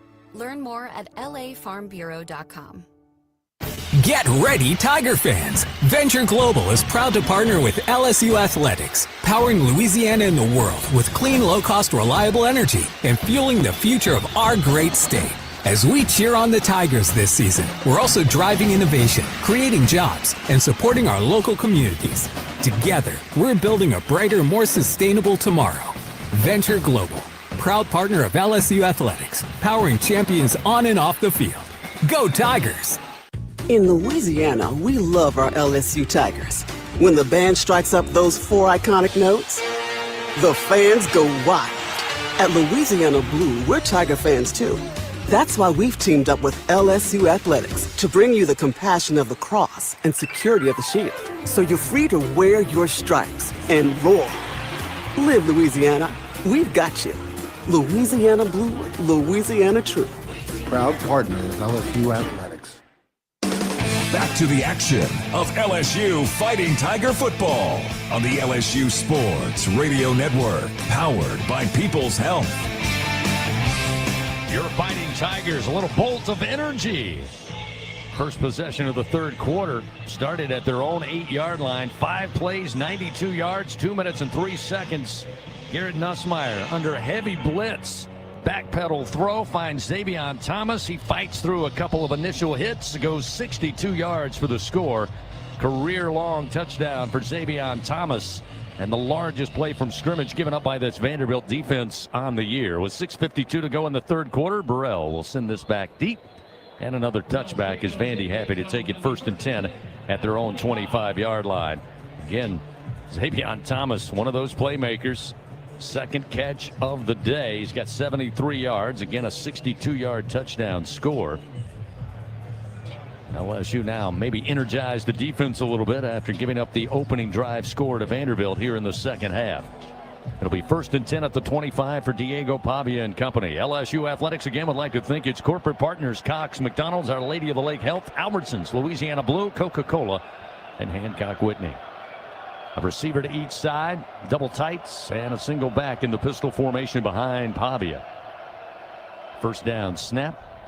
The give up the middle, got by the initial line of scrimmage, and now fighting for extra yards across the 30 up to the 34 is going to be Alexander. Stop made by Cooley and Delane. A pickup of 9. It'll be 2nd and 1 for the Commodores at the 34 of their own. Yeah, same as last drive. Last drive, remember, I mean, it's very similar run, 8-9 yards on first down there. And again, I understand being worried about Diego Pavia, but you see some guys that are trying to eye hustle somebody else's responsibility within the system. Just do your job and count on your teammate to stop number 2. McKalen Young will check in for the Doors as the running back, as Pavia will send 2 receivers to the left. Waiting on the pistol formation snap. And here it comes. Quick turn, the handoff. And trying to find it off the right edge. Will pick up the first down, crossing the 35 to just shy of the 37-yard line by McKalen Young. Hey guys, 2 plays ago, A.J. Halsey came off the field, took a kind of a shot, looked like a stinger, and Toviano went in at strong safety. I'll keep an eye on the sideline. Thank you, Gordy. 5:39, clock moving, third quarter. This has been a quick moving game. Again, a lot of it due to the offense is running up and down the field. LSU looking for a big stop here. It would be just their 2nd stop on the day against this Vanderbilt offense. Again, pistol formation on 1st and 10 at the 37 of the Commodores. 4 at the line of scrimmage for LSU. They'll go back to the ground game, and this time LSU swarms it. And no gain on the play as Zach Weeks, or rather Devon Keys, jumped in. Got the first hit on Alexander. We approach 5 minutes remaining. It actually was Young on the carry again. Keys with his 6th tackle of the game, getting the start today and having to play quite a bit with Whit Weeks unable to go. Interesting play here. Diego Pavia hadn't gone to that wristband very many times. He just gave a full play call and a tight huddle off that wristband. 2 receivers, wide side of the field to the left. Again, a single back out of the pistol. Looking to throw. Perkins comes after him. Misses on a diving tackle attempt. Now Pavia running near sideline, goes airborne and then gets air-mailed into the sideline at the 46-yard line after a pickup of 8. So it'll be 3rd down and about a yard upcoming here for Vandy as they approach midfield with 4:27. Clock stopped as Pavia knocked out of bounds. They'll line it back up. Clock begins to roll. You know, a play like that's where you really miss like a Whit Weeks, because you can tell like there's an opportunity and Keys is in coverage and he doesn't really know. Whit's so good at knowing exactly when to leave that coverage and go to a dual threat type quarterback. 3rd and 1. They'll work out of the pistol. A receiver to each side. Here's the snap. Pavia going to keep. Jumps and throws and grabbing it out of the air at the LSU 35. Couldn't hold on, but a flag comes out. They were looking for Stowers again. That was an excellent effort trying to get his hands around it, but could not cradle it in as he hit the turf. But again, that flag right in the vicinity of where the pass was thrown. We'll see what it's all about from our crew chief, David Smith, as he talks it over with the field judge, Raymond Tate, down around midfield. Yeah. There is no foul on the play for defensive pass interference. 4th down. That'll make the home crowd very unhappy, but a very important incompletion will set up 3rd and 1 here. Or rather 4th and 1 for the Commodores on their side of the field at the 46. And again, we saw 1 4th down try back in that first half that was completely blown up, and they're going to keep Pavia and company out there. So with 3:54 to go in the 3rd quarter, they'll try it again on 4th and a yard. Yeah, going back to that wristband there. Hadn't done it many times. This drive's been strictly off the wristband. They'll break from the huddle. Send a receiver tight to the formation to the left. Twin backs along with Pavia in the backfield. He'll pull. Pressure is there. Pyburn giving chase. Pavia dancing around. Finally drops it off far side, and with some room is going to be Alexander. He's dancing, trying to avoid people. That's McKalen Young, rather. And he fights his way for 9 yards into positive territory to the LSU 44. And again, the improvisation of Diego Pavia makes that play happen for Vanderbilt, and the drive will continue. Yeah, you got him in the backfield. Like, you got to find a way to get him on the ground. You got a chance at him there, and that's why he's reading off the wristband. It's a throwback screen across the field. You had great pressure initially, so they weren't able to do it like it's drawn up there, but still you had a chance in the backfield.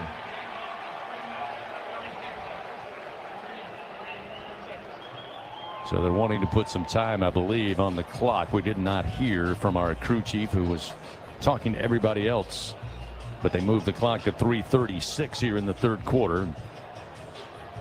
Again, the big conversion by Vanderbilt sets them up 1st and 10 now at the LSU 44. And now you've got to stiffen up if you're LSU, as Vandy has made their way very deep inside LSU territory so far in today's game. 1st and 10 from the 44, a receiver to each side. And they stick in that pistol formation. They'll motion the receiver at the snap and the handoff. Running up the middle, caught and then pulled down inside the 45 to the 42-yard line. A.J. Newberry, the junior running back out of Grand Prairie, Texas, got the carry. It was Deshaun Spears and Wes Weeks on the stop for LSU. We hit 3 minutes. Clock still continues to move third quarter. 24-21. Vanderbilt by 3. Vanderbilt in no hurry, as Gordy's told you multiple times on this broadcast, to try to have any tempo. I mean, it is huddle every single play now here on this drive. This time Newberry stays in at the running back. Pavia will send 3 receivers to the right, and then we have contact at the line of scrimmage. Looked like that was Jordan White. Number 50 on the offense. 5-yard penalty. Second down. Well, it was the center who took the brunt of the hit, but it was Chase Mitchell, the strong guard, who moved for Vanderbilt, so it'll back him up. Make it 2nd down and 8. 2nd and 13 after they mark it off. Place the ball down at the 47-yard line of LSU. Just the 3rd penalty, as Coach Brian Kelly said this week. Don't expect Vandy to give you a lot of favors, and so far both teams fairly clean overall. 2nd and 13 from the 47. An empty backfield now for Pavia. He'll go 5 wide, 3 to the right, 2 to the left. Snap is back. Scans the field, now comes with the football, throws it near side, and it's overthrown, but a flag. And this one going to go against the Tigers as they were looking for Richie Hoskins. That time it was Deshaun Spears matched up with him down the near sideline. Number 10, 15-yard penalty from the previous spot. Automatic first down. Tough break for the Tigers. They went for the home run ball, and Spears upset with the call, but it may have been upset at himself that he got caught. Yeah, look, I mean, certainly grab some jersey. On the other side for LSU going in, you're able to get away with it there. And so one side, I guess you can do it. One side you can. Now I'm not talking about LSU Vanderbilt. I'm talking about sides of the field there, because they let them be handsy down on that other side, far from where we're at right now on the LSU sideline. 2:05 remaining third quarter. The automatic first down. Place the ball down at the LSU 32-yard line. Again, the Tiger defense got to stiffen up here. Snap to Pavia, fake the jet sweep. Here's the late handoff, and up the middle running is McKalen Young inside the 30 down to the LSU 26 before being stopped by Keys and Weeks. Gain of 6 on the play. 2nd down and 4. Just outside the red zone here. And again, Vandy happy to let that clock run down to 1:40 here in the third quarter, leading 24-21. Yeah, they're taking every second they can. I mean, they've got, multiple tight ends. You got 13 personnel in the game right now. They are just trying to churn clock. And Kalen Young stays out there as the running back. 2 receivers to the left. Now they'll motion Gabe Fisher. Pavia fakes the handoff, throws into the flat far side, and brought down. And even though picking up the first down is Junior Sherrill, he was dropped immediately, but he went right to the first down sticks. And it'll be 1st and 10, Vanderbilt at the 21-yard line of the Tigers as we approach a minute remaining third quarter. This will be upcoming the 11th play of this drive. Again, LSU just the inability to get Vandy off the field in 3rd down situations, 4th down situations. That was one of the big concerns coming in, considering they were right at 58% on 3rd down conversion throughout the season. 1st and 10 at the 21. A receiver sent to the right, 1 lone receiver to the left. Now the motion, snap back, Pavia Steps up in the pocket. Now he's off and running. Far side. Gets outside the numbers. Nobody will touch him. He's in for the score from 21 yards out. And Vandy finds the end zone again. Make it 30-21. Commodores with a point after coming up. Right there, Jacob, right in front of me. And Pickett came on a cat blitz and missed him. And Pavia recognized, stepped in the huddle and just took the space where Pickett was. Nobody at home, walked into the end zone. Yeah, you do that against this guy, and Gordy knows it. And you're going to get beat. He's going to find that. If you don't get home, you're going to get beat. And you send the corner cat there. Nobody left for him. Lineman held onto the offensive lineman. Touchdown, Vanderbilt. Brock Taylor splits the uprights with a point after try, and it's now 31-21, Vandy by 10 with just 27 seconds remaining here in the third quarter. A 10-play drive spanning 75 yards, 6 minutes and 25 seconds before Diego Pavia finds the end zone. He's got 11 carries, 69 yards, and 2 rushing scores on the day. Timeout on the field. 31-21, Vanderbilt leads. Tigers have the football when we come back on the LSU Sports Radio Network. Ew, it's a roach! Fear not. Champ is here. Your weapon is Bengal Roach Spray. Bengal's spray technology is designed to flush out the entire colony, targeting the source of the problem, making sure these pests don't die unseen in your walls, ensuring far-reaching results that prevent infestations from returning. Now that you're all protected, my job here is done. Bengal, the official pest control of LSU athletics. Hey, LSU fans, you're invited to Louisiana's largest casino resort, Coshada. Coshada Casino Resort has the largest and most spacious gaming floor in the Lake Charles area, with thousands of the newest slots, over 55 table games, live bingo and off-track betting, plus 3 beautiful hotels, delicious Cajun cuisine, and the #1 rated golf course in Louisiana. Coshada Casino Resort is proud to support LSU. Go Tigers! ISC Constructors is a national award-winning electrical and instrumentation construction company. In addition, ISC provides full-service, multidiscipline engineering services to global customers. For 35 years, ISC has brought the Baton Rouge culture to its job sites and offices across the nation. And like our Tigers, ISC believes being the best begins with recruiting and developing the best talent. ISC, powered by people. Game day starts local, just 2 miles from Tiger Stadium. Oxbow Rum Distillery is the official rum of LSU athletics. Handcrafted from Louisiana sugarcane grown right across the river. From cane to glass, every bottle is pure Louisiana pride. So, whether you're mixing up cocktails at your tailgate or joining us at the tasting room, make it a win for local flavor. Oxbow Rum Distillery, located downtown Baton Rouge. Go Tigers! Go behind the scenes. Check out our booth cam on Facebook and YouTube from the LSU Sports Radio Network, powered by People's Health. Tiger fans, remember, SeatGeek makes it easy to find tickets so you can be a part of all the action this season. So whether you're buying or selling football tickets, SeatGeek, the official ticket marketplace of LSU football. Let's go Tigers. SeatGeek. 27 seconds remain third quarter. Vandy leading by 10, 31-21. And gentlemen, now we're starting to see, unfortunately, some separation. A lot of similarities across the stat line in that first half. And right now, Vandy 328 yards total offense to 252 for your Tigers. LSU getting it done through the air with 210 yards passing. Vanderbilt 148 through the air. The run game 180 on the ground for the Commodores, just 42 for LSU. And this one starting to really separate, and that's time of possession.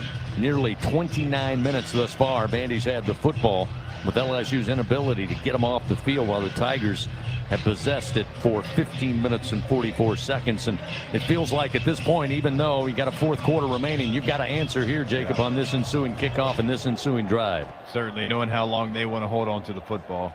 Barryon Brown will field it in the end zone and take a knee about 7 yards deep.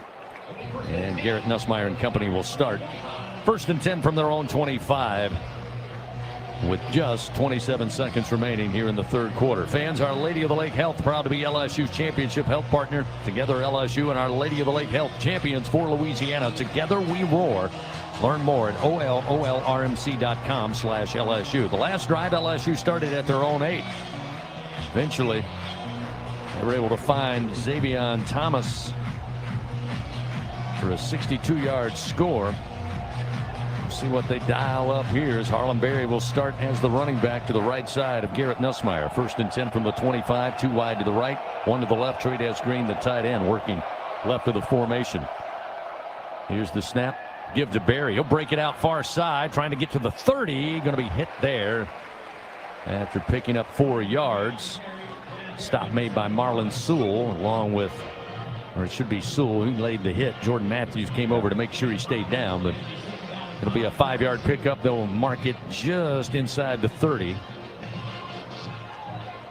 That should be the final play of the third quarter, as Nussmeier unable to take the snap. So third quarter comes to an end here in Music City.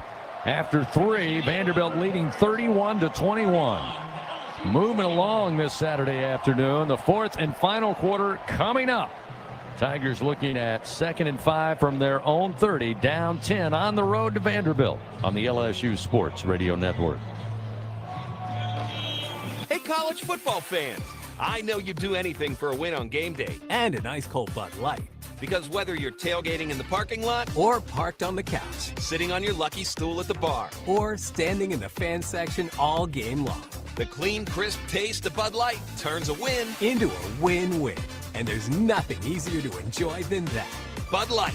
Easy to drink, easy to enjoy. Enjoy responsibly. Anheuser-Busch, Bud Light Beer, St. Louis, Missouri. When you shop Albertsons online or in our app, you can count on us to have freshly picked high-quality ingredients ready for pickup or delivery in as little as 30 minutes. Plus, save $30 off your first online order and let Albertsons take the hassle out of shopping while racking up the savings. With free pickup or delivery, you will always get the same great prices, deals, and rewards as in-store. Shop online at Albertsons.com or in the app. Albertsons, fresh foods, local flavors. At Capital One, we believe a bank should be about more than just money. It should be about the community, its values, and its winning traditions. I'm Katie Graves, Baton Rouge president for Capital One. Just like the LSU Tigers, we are deeply rooted in the life of Baton Rouge, volunteering, supporting local businesses, and helping families prepare for their financial future. It's a commitment we are proud to uphold. Go Tigers!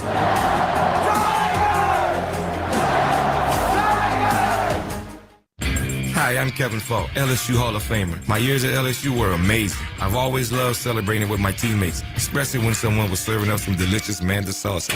For a lot of Tiger fans, it's just not game day without Manda in the mix. Serving top quality sauces and original seasoning is Manda's strong side, but it's Manda's flavor that's always got me running back for more. You get it? Running back for more. After 75 years, the flavor still says it all. Manda Fine Meats, the official smoke sauce of LSU Athletics. Fourth quarter coverage of LSU Fighting Tiger football. Presented by J&J Exterminating on the LSU Sports Radio Network. Powered by People's Health. Fourth quarter action coming your way from Nashville. Again, a great LSU participation here in today's game. The fans are here. No surprise, a destination trip like Nashville. But right now, they're looking up at the scoreboard, down 31-21 to Vandy with 15 minutes to get back on top. The Tigers looking at 2nd and 5 at their own 30-yard line. We talked about time of possession at the end of that third quarter starting to go Vandy's way. As we said, nearly 29 minutes possession. LSU 16 minutes 11 seconds. But here's the big number, Jacob. LSU came into this game averaging 66 plays per game on offense. So far today, 36 snaps for LSU. Yeah, and it feels like it too. And you know, the LSU offense, for we've talked about it so long, has been on schedule. And unfortunately, you settle for one field goal instead of a touchdown, and a big difference in this game. But the offense has done a lot with what they've been given. Just got to come up with a defensive stop, but certainly a score here. It feels like you got to have it with the way Vanderbilt's controlling the football. Well, to your point, they're averaging nearly 8 yards per play. Just haven't had enough plays. 2nd and 5, again at the 30 as we start the fourth quarter. Nussmeier gets the snap, throws to Green. He was wide open at the 34, and he'll cross the 35 up to the 40 to the 43-yard line. 13-yard gain and a quick Louisiana Blue first down for the Tigers. Rinaldi and Sewell were there on the stop as Green hauls in his 5th catch of the day. Yeah, Vanderbilt brings pressure off the edge from the nickel, leaves Green wide open. Nice job by Nussmeier seeing that. First down and 10 now at the Tiger 43. Green will slowly motion from left to right, line up right of the formation. 2 wide, and Brown and Thomas. Handoff going to go to Durham, and he'll fight his way for maybe 3-4 yards across the 45 to the 47 before being stopped there by Corday Sidnor for the Commodores. Vanderbilt actually brought the same pressure just from the opposite side with the same player. Like Gordy mentioned earlier, they are bringing pressure. They are trying to force Garrett Nussmeier to make a decision and make it quick. I mean, showing cover 0 here again in this pre-snap. 2nd down and 6. And again, LSU, I know with 13 minutes, 52 seconds, you kind of still have to make haste based on the fact that Vanderbilt's been able to have long, sustained drives all day. Long throw coming to the near side.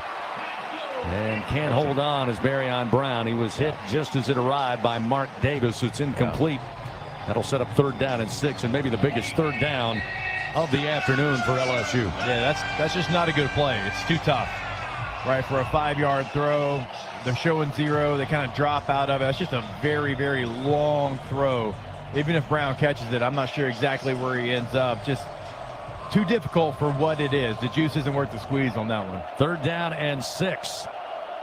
Ball at the 47-yard line of their own. Quick handoff, and with room, Caden Durham, far side hash to the 30, middle of the field 20, down inside the 5, and brought down from behind, down around the 2-yard line of the Commodores. Jordan Matthews eventually able to get him down from behind, but the Tigers looking at 1st down, goal to go at the Vanderbilt 2 on a 51-yard run by Caden Durham off the left side.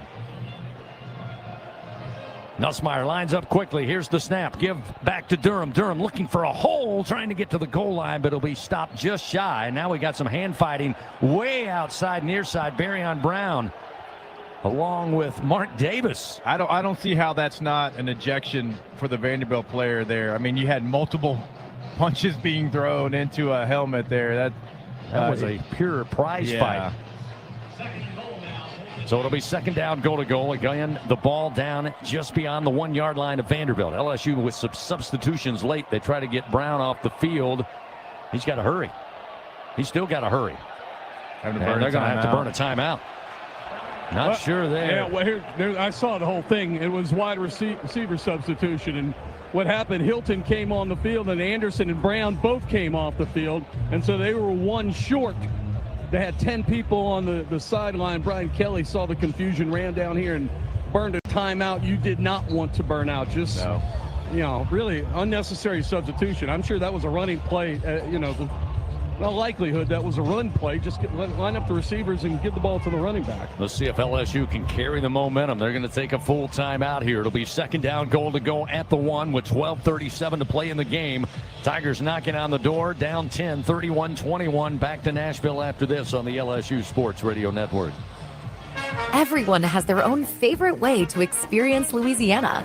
For some, it's the taste of hot beignets with a creamy cafe au lait. For others, it's swaying to the music of brass bands, Zydeco, and all the music in between. It's boating on the bayou, weaving your way through festivals, road tripping in pursuit of the greatest gumbo. Whoever you are, whatever you crave, Louisiana will feed your soul. Go to findyourlouisiana.com to plan your visit today. In the SEC, it just means more. But what is it exactly? It's the fans, the students, the traditions, the legends. It's passion to celebrate deeper, reach farther, think smarter, make an impact off the field. It's that intangible thing that happens when 16 schools raise the bar as one. Because in the SEC, it just means more. I'm a pretty great multitasker. I can wash dishes and do laundry. I can roller skate while walking my dog. I can even order lunch while doing my homework.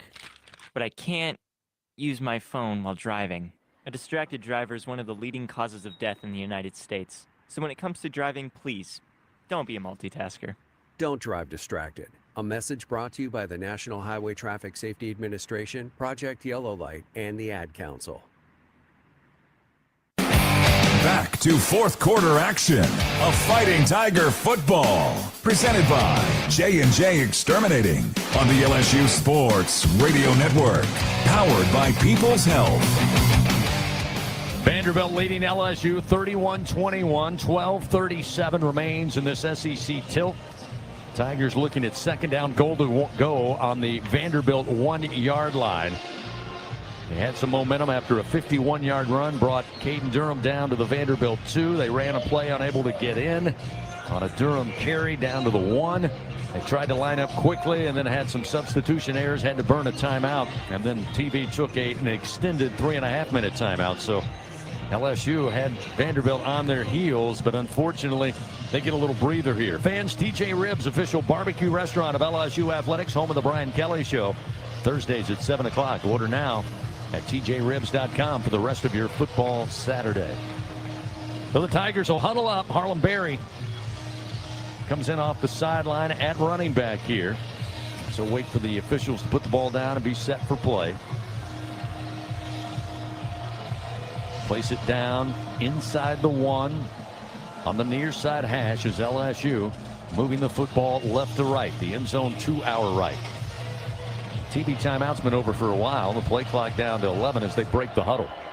Nussmeier will stand in the shotgun. Harlem Berry will be the freshman running back. From the 1, here's the snap. Quick throw. Xavier Thomas motioned, and the flag comes out. They get the ball to him in the end zone, but hold the phone. First and snap. Don't start. Wow. 88 on the offense. 5-yard penalty. Second down. The redshirt junior Donovan Green, transfer from Texas A&M, movement on what was an easy throw, wide open. It was. I was about to say it. My goodness, that looked easy. Should have known better. So now back-to-back mistakes will move the football back outside the Vanderbilt 5, and it'll be second down goal to go from the technically 6-yard line. That's a killer. I mean, that you're set up prime location there on the field, and now, you know, it's going to be difficult. It's really tight down there. Now, I know you got multiple chances at it, but that's a crusher of a penalty. Not only that, but you've burned almost a minute and a half since being at the Vanderbilt 2-yard line. Good point. So now they'll try it again. The snap, the direct snap, Jawan Johnson, and Vandy will just get right to him, and he'll go nowhere. Back to the 5. That's about all. And they didn't give him that. It's still going to be second down goal to go from the 6. Rather, third down goal to go. And this thing imploding right on top of LSU. Again, can't say enough. Vanderbilt, after that 51-yard run by Durham, on their heels. But now building momentum on that defensive side as it'll be third down goal to go from the 6. What do the Tigers try to do here? Green motions out to the far side. Nussmeier takes the snap, looking left all the way. Not there. Nuss under duress, spins away from a tackler, now gets set, fires again, and it's overthrown and incomplete in the back of the end zone. You can't do that. Yeah, very fortunate that falls to the ground. Can't do that. And LSU will have to bring on the field goal unit here with 11:43 to play.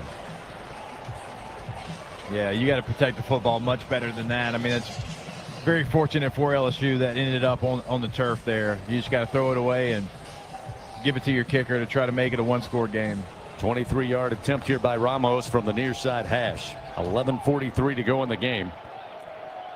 He's 2 of 3 so far today. He missed from 52 yards out, but well within his range here. Looking for a good snap, a good hold, and a good swing of the leg. It's on its way, and the kick is good. That will make it 31-24. Third made field goal, but again, had the opportunity to punch it in, starting at the 2, then at the 1, backpedal to the 6, and they settle for the field goal. With that good kick, good hands at Allstate will contribute to the Tigers General Scholarship Fund for student athletes across all sports. Thank you, Allstate. A 9-play drive, 69 yards, 2 minutes and 50 seconds, but another Damian Ramos field goal, this time from 23 yards out. That's your scoring drive recap, presented by LSU Online. Driven to score, built to win. LSU Online, win where you are. So now you put the defense back out on the field, looking to get just their second stop of the day. And again, I hate to say it, 11:39 is a lifetime in college football, but the way the first, second, and third quarter have gone, with the inability to stop Vandy's offense, but one time today, is going to be a challenge. Aaron Burrell will kick this one, and it will hit the end zone. Touchback, 1st and 10 at the 25, as Trey Richardson decides once again to let it fly over his head. Vandy on the day, averaging 9 plays per drive. And Jacob, it goes without saying that has to stop here. Yeah, you got to find a way to get off the field. 1st and 2nd down, you've done good enough to get off the field. It's been the 3rd downs. And it's been also like you've had an opportunity, even on the 4th down when they throw the throwback screen. You got your guy in the backfield, quarterback's under duress, not able to get him on the ground. They just converted almost every opportunity. 11:39 to go, 1st and 10 at the 25 for the Vanderbilt offense. Diego Pavia again with Young, the featured back, motions the tight end. Here's the end around, coming near side, a good block, but a flag comes out. He may have got him at a bad angle to get him up to the 30-yard line. It was Trey Richardson trying to run with the football, eventually stopped at the 30, but that flag came out after that block. I'm not sure if it was a blindside block. No, they'll call holding. 10-yard penalty from the spot So of it the was a foul. clean block, but a holding call against Vandy going to back him up, and LSU glad to take it. Yeah, it was right there on the edge. It wasn't even the pulling lineman, although that was close, to your point, to a block in the back, but it was right there. That's how they were able to get to the edge there. Vandy, again, as we've said, in no hurry. And you can expect them to huddle, although the clock is now underway. They're going to be in no hurry here. Want to see that clock keep rolling. The 1st and 18 back at the 17-yard line of their own. They lead 31-24 over LSU. Here's the orbit motion. Pavia going to keep it, though. Going to his right. Now decides to tuck it, and a head-first slide across the 20. Gets him to the 22-yard line and pick up a 5 for the Vanderbilt QB. 11 minutes, clock moving. You're in a good spot. If you're LSU, it's still 2nd and long. All right, you gotta get them off the field here. They gave you an opportunity with the holding call. You start off back. Look, you don't give up a whole lot right there in that play. You give up a couple of yards. It's still 2nd and 13 right now. Get a positive play here and get them off the field on 3rd down. 2nd and 13 at the 22. Ball on the far side hash. Young again will be the featured running back. He's on a wing to the left side of Pavia. Motion Richardson out of the slot. He'll line up in the backfield and fake the handoff to him. Pavia going to keep, and he's tripped up. Brought down at the 23-yard line. Only a yard gain. A great stop by P.J. Woodland for the Tigers. And now going to make 3rd and long here for Vanderbilt. So far, things going well, but this is where it is key. 3rd and 12 for Vanderbilt. You got to get the stop here with the ball at the 23-yard line of the Commodores. Yeah, you had a perfect play call. You had the corner cat coming right into the run of Pavia. You did a nice job getting him on the ground. Now get him off the field. 9 minutes, 53 seconds. Clock continues to move. 3rd and 12 from their own 23. Pavia in the pistol. Now he's going to move the running back Alexander to his left hip. Here's the snap. Pavia drops it off. Alexander is going to cross the 25 and stopped at the 28-yard line, well shy of the 1st down sticks. Now we got some pushing and shoving way downfield at the 40-yard line. I don't see a flag as of yet, but that's the Boo Birds here at First Bank Stadium. They thought it was a little aggressive after the play. Luckily for LSU, it doesn't come back to bite them. It'll be 4th and 7 for the Commodores, and we'll see the first punt of the day by either team with 9:13 clock moving 4th quarter on 4th and 7. Xavion Thomas will head back deep for LSU. He'll set up shop near the 25-yard line of his own. We'll see Nick Harbour for the first time today. He'll let it fly from about the 18. Coming down quickly, Thomas calls for the fair catch, steps up and fields it after a 42-yard punt near the LSU 30-yard line. So a timeout on the field with 8:55 to go. Vanderbilt leading 31-24 here in Music City. There's 1st and 10 for the Tigers at their own 30 when we come back on the LSU Sports Radio Network. Some drinks come in a bottle, some in a can. Only one comes in a ball and brings the buzz. We're Buzz Balls, the ready-to-go cocktail that's shaped like a ball. Coincidence? We think not. Big flavor, big buzz, ready to go. Buzz Balls. It's a ball. It's a drink. It's a whole vibe. Please drink responsibly. Buzz Balls. Available in spirit, wine, and malt. 50% alcohol per volume. Buzz Balls, LLC, Carrollton, Texas. From Shreveport to New Orleans, from Baton Rouge to the Bayou, Louisiana's got your number. Introducing the new area code scratch-offs from the lottery. 318-504-225-985 and 337. 5 tickets, 5 chances to win up to $50,000. So what are you waiting on, Louisiana? Rep your code and let the good times roll. Louisiana Lottery, giving you a reason to dial. Must be at least 21 to purchase. Score big with MMR. Join the team at the largest privately owned open shop electrical and instrumentation contractor in the nation, headquartered right here in Baton Rouge. MMR is committed to positioning each team member for success. Whether you're a student seeking an internship, just starting your career, or already a seasoned professional, MMR offers a variety of positions just for you. Get in the game at MMR, where your future is bright. Kick off your career at mmrgrp.com/careers. MMR, a proud partner of LSU Athletics.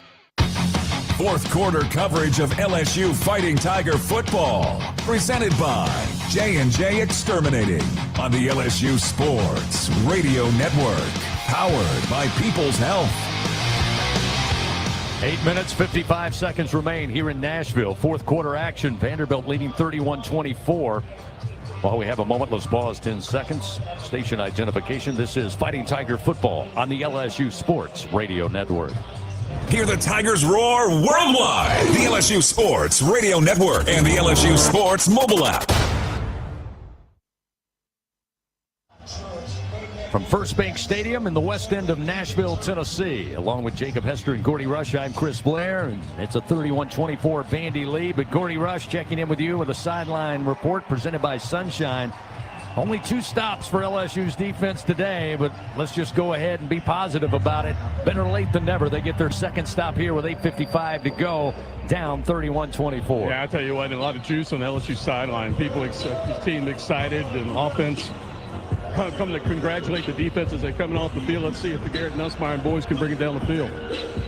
Tigers come out 1st and 10 from the 30 after taking the fair catch on the punt. Fans, a reminder, J&J Exterminating, Louisiana-owned, customer-focused, and results-driven for over 65 years. Call the local pros, get the shield. J&J Exterminating, yeah. A break from the huddle. Nussmeier will send 2 receivers out wide to the left. Jelani Watkins, see him out there wide to the left. Aaron Anderson in the slot to the left side. Barryon Brown, the lone receiver, to the right. Pressure comes, and Nussmeier going to be thrown down inside the 20, back around the 18-yard line. Again, they are not going away from what they've done all afternoon. That's Vandy's defense. They just keep bringing them, and that time they get home, the second sack of the day for this Commodore defense. Loss of 10 yards. It'll be 2nd down and 20 back at the Tigers' own 20-yard line. Yeah, DJ Chester, he got put on the ground immediately. There was nothing Garrett Nussmeier. There's no pocket that you can step up in whenever your tackle gets put back like that. Zaylen Wood out of Bowden, Georgia. Middle Tennessee transfer got the stop. LSU will go on the ground straight ahead on the carry. Harlem Berry trying to find a little room. Stop shy of the 25 at the 24-yard line. So a 4-yard gain will set up 3rd and 16. We approach 8 minutes remaining in the game. They'll substitute Jawan Johnson for Harlem Berry at running back. Xavion Thomas will line up wide to the right with the ball middle of the field. They'll send trip receivers to the left, including Trey'Dez Green, Aaron Anderson, and Barryon Brown.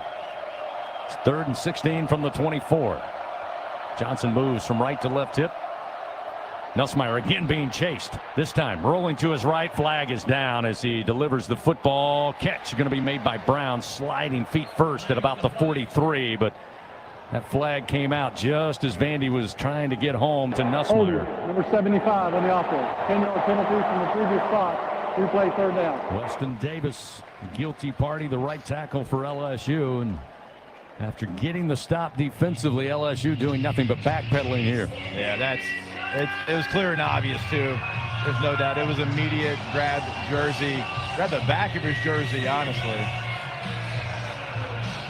So making things much more difficult here. It'll be third down and a cab ride. 3rd and 26. See if they can dig into the playbook here. Try to keep possession of the football, down 31-24 with just over 7 minutes remaining. Nussmeier, delay handoff. And Barry not going to get far. Gets across the 15 to about the 18-yard line before again Zaylen Wood puts the stop on him. And the punt unit coming out here with 6:58. Clock moving, 4th quarter, down a score to Vanderbilt. Yeah, it's not the look that's good for that play. Vanderbilt didn't expect LSU to put it through the air. Defensive tackles to get that. We're going to rush upfield to try to get Nussmeier and able to get that for a very minimal gain. We see Grant Chadwick for the first time today. First punt for LSU. Martell Height back deep for Vanderbilt. Chadwick sends this one angled near side. Coming up, calling for the fair catch at the 43 is going to be Height. Just a 39-yard punt. Is that one not typical from Chadwick, who's averaging 55 yards per punt on the year. Had a long of 71 last week with a good bounce against South Carolina, but pretty good field position for Vanderbilt here, taking over with the lead. 6.5, just under 6.5 to go in today's game. Fans, work days work better with Cintas by your side. Keep your team protected, prepared, and looking great. Visit Cintas.com and get ready for the workday. Hopefully LSU's defense can build on that last stop. Try to do it in quick fashion here.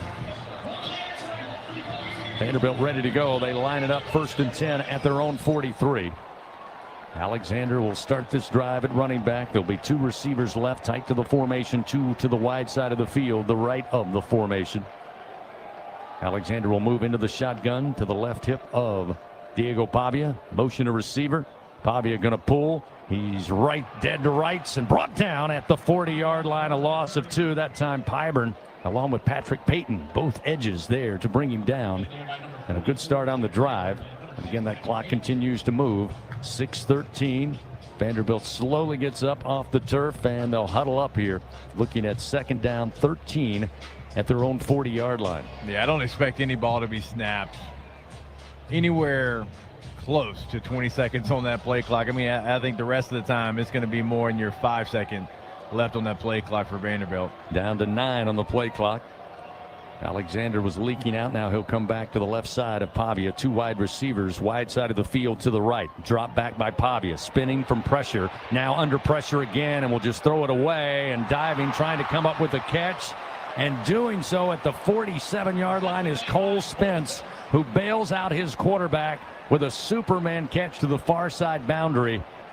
And it'll set up 3rd and 6 for Vandy after the pickup. And again, LSU just cannot get him on the ground. You got the right call. You got the right call. And their playmaker makes a better play than your guy right there. Does a nice job of keeping contained on the rush there, but you got to find a way to get him on the ground there. Certainly can't allow him to have a positive play like that.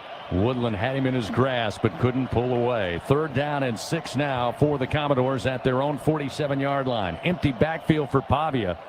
3 wide to the left, 2 to the right. Looking left, now back across the center. He'll air it out. Near side has a man open, and he can't hold on inside the 20. Hit him in the hands, and he dropped it at the 17-yard line near side. That was Trey Richardson. Had a little separation. Maybe took the ball a little too long to get there, but he just didn't follow it in. And that will bring the punt unit on for Vanderbilt. So back-to-back stops for this LSU defense. We'll get the ball back to him with about 4:35. There's 4:48 on the clock. Depending on the return, as Harbor out for his 2nd time to punt it away. It'll be Xavion Thomas now down inside the LSU 10. Harbor puts it in the air, skies a spiraling punt.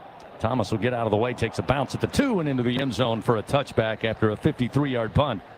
It will be first down and 10 at the 20. So LSU gets it back here with 4 minutes and 40 seconds remaining in the game. Down 31-24 to Vanderbilt here on the road. Couple of one-loss teams in the SEC still trying to stay near the top.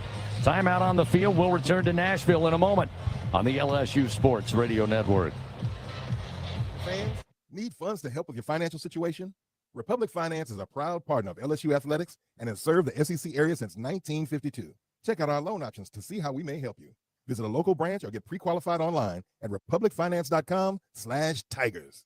Not all consumers are eligible to apply online. Secured loans are available exclusively in branch and have collateral and insurance requirements. Standard loan terms, rates, and fees apply based on your state. All loans are subject to approval pursuant to standard underwriting criteria. Not all consumers will qualify. For more information, call 833-907-1737. Elevate your game day spirit with Sugarfield Spirits, the official vodka of LSU Athletics.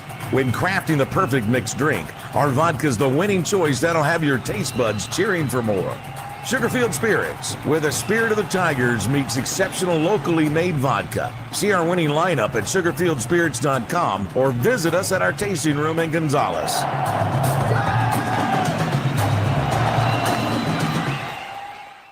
Trust isn't given. It's earned by showing up, leading the way, and performing at your best when it matters most. Our Lady of the Lake sports medicine experts know what it takes to improve performance and build champions at every level.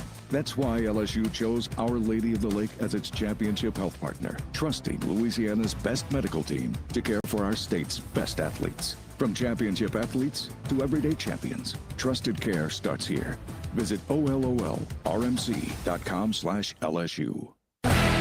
Fourth and final quarter of LSU Fighting Tiger football. Presented by J&J Exterminating on the LSU Sports Radio Network. Powered by People's Health.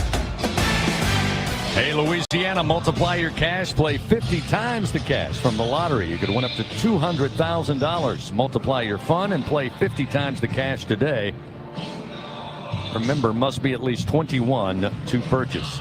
Sunshine out here in Nashville with 4:40 to go. Vanderbilt leading 31-24. LSU had an early lead on the opening drive. Their first score on an opening drive this season, had to settle for the field goal. Since then, it's been playing catch up. But the LSU defense with two critical stops here in the fourth quarter, giving the Tigers offense an opportunity here to tie this thing up at the very least. Looking at 1st and 10 after the punt into the end zone. They'll start at their own 20-yard line. Again, I think it's important to mention, if you're LSU, again, you got 4:40, you got some timeouts in the pocket. There's no reason to try to get too reckless here. Just run the offense. Juwan Johnson in the backfield now will motion out. They'll have three receivers to the left side of the formation, two to the right is Nussmeier. Empty backfield, three down linemen. They'll set up the screen, but Johnson going to be dropped immediately at the 16-yard line with a loss of 4.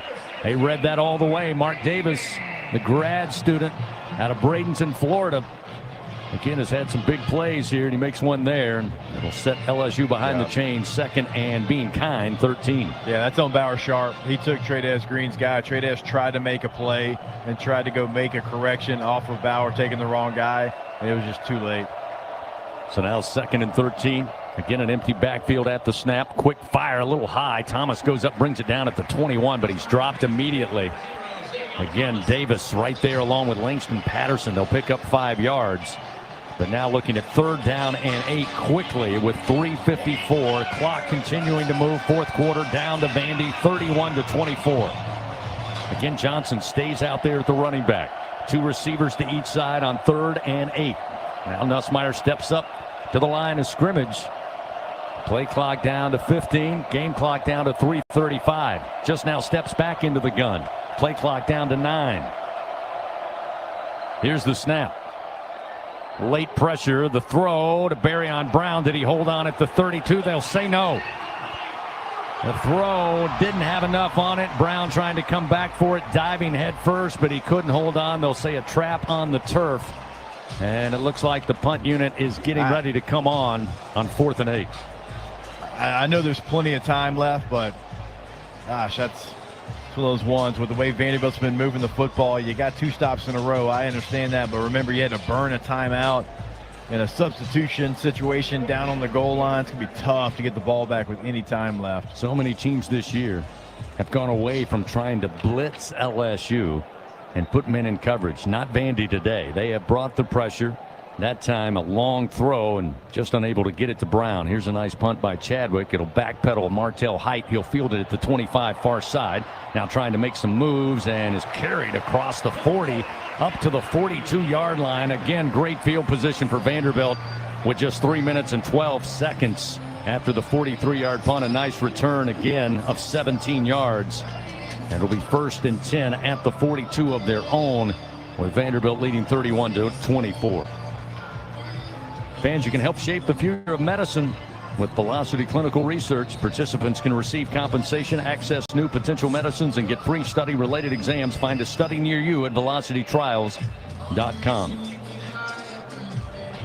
Now the Tiger defense have done their part here in the 4th quarter. They've got 2 very important stops with the offense going nowhere but backward. And to force 2 punts. Again, neither team had punted until the 4th quarter today. 1st and 10, ball at the 42. Pavia and the Doors in the pistol formation. Gabe Fisher, fullback, motions right to left. Here's the snap. They'll keep it on the ground and a hole up across midfield. Jump cut to the right. Now off to the races down the far sideline. Eventually out of bounds at the LSU 15. A.J. Halsey got the stop. McKalen Young with the huge run of 43 yards. And now there's 3 minutes and 3 seconds remaining. It stops momentarily. They'll move the chains down the field. Again, going back to what we talked about all game long, trying to do too much. You'll go back and you'll watch that on tape, and Diego Pavia, as soon as he pulls it, there's 3 people that freeze to see if he has the ball. It's not your responsibility. You have a responsibility on the play. Somebody's there for the quarterback, and they've done it too many times today. So now looking at it inside the red zone, 1st and 10 at the LSU 15. Pavia going to keep. Pavia dropped at the line of scrimmage. No gain on the play as he went straight ahead after the fake handoff. Pyburn and Payton able to make the stop, and LSU going to try to preserve the clock here with 2:28. They'll call a timeout here in the 4th quarter. Down 31-24. They've got the 2-minute timeout coming up in 28 seconds as well. But right now their minds are stopping Vanderbilt. Again, who has a very accurate kicker. Hasn't had a ton of kicks this year, but Brock Taylor has a long of 51, and he's a perfect 6 of 6 on the season.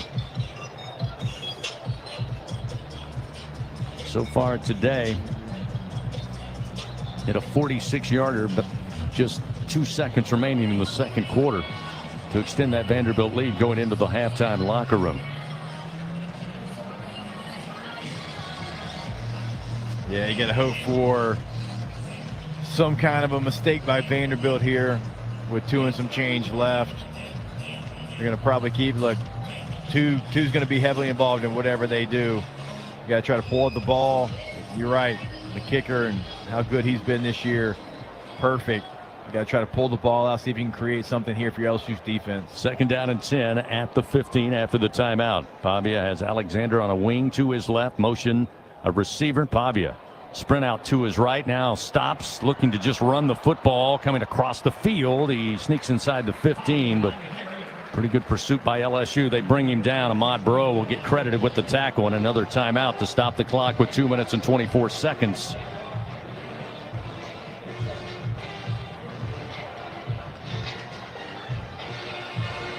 LSU right now just trying their best to maybe cause a mistake, a miscue.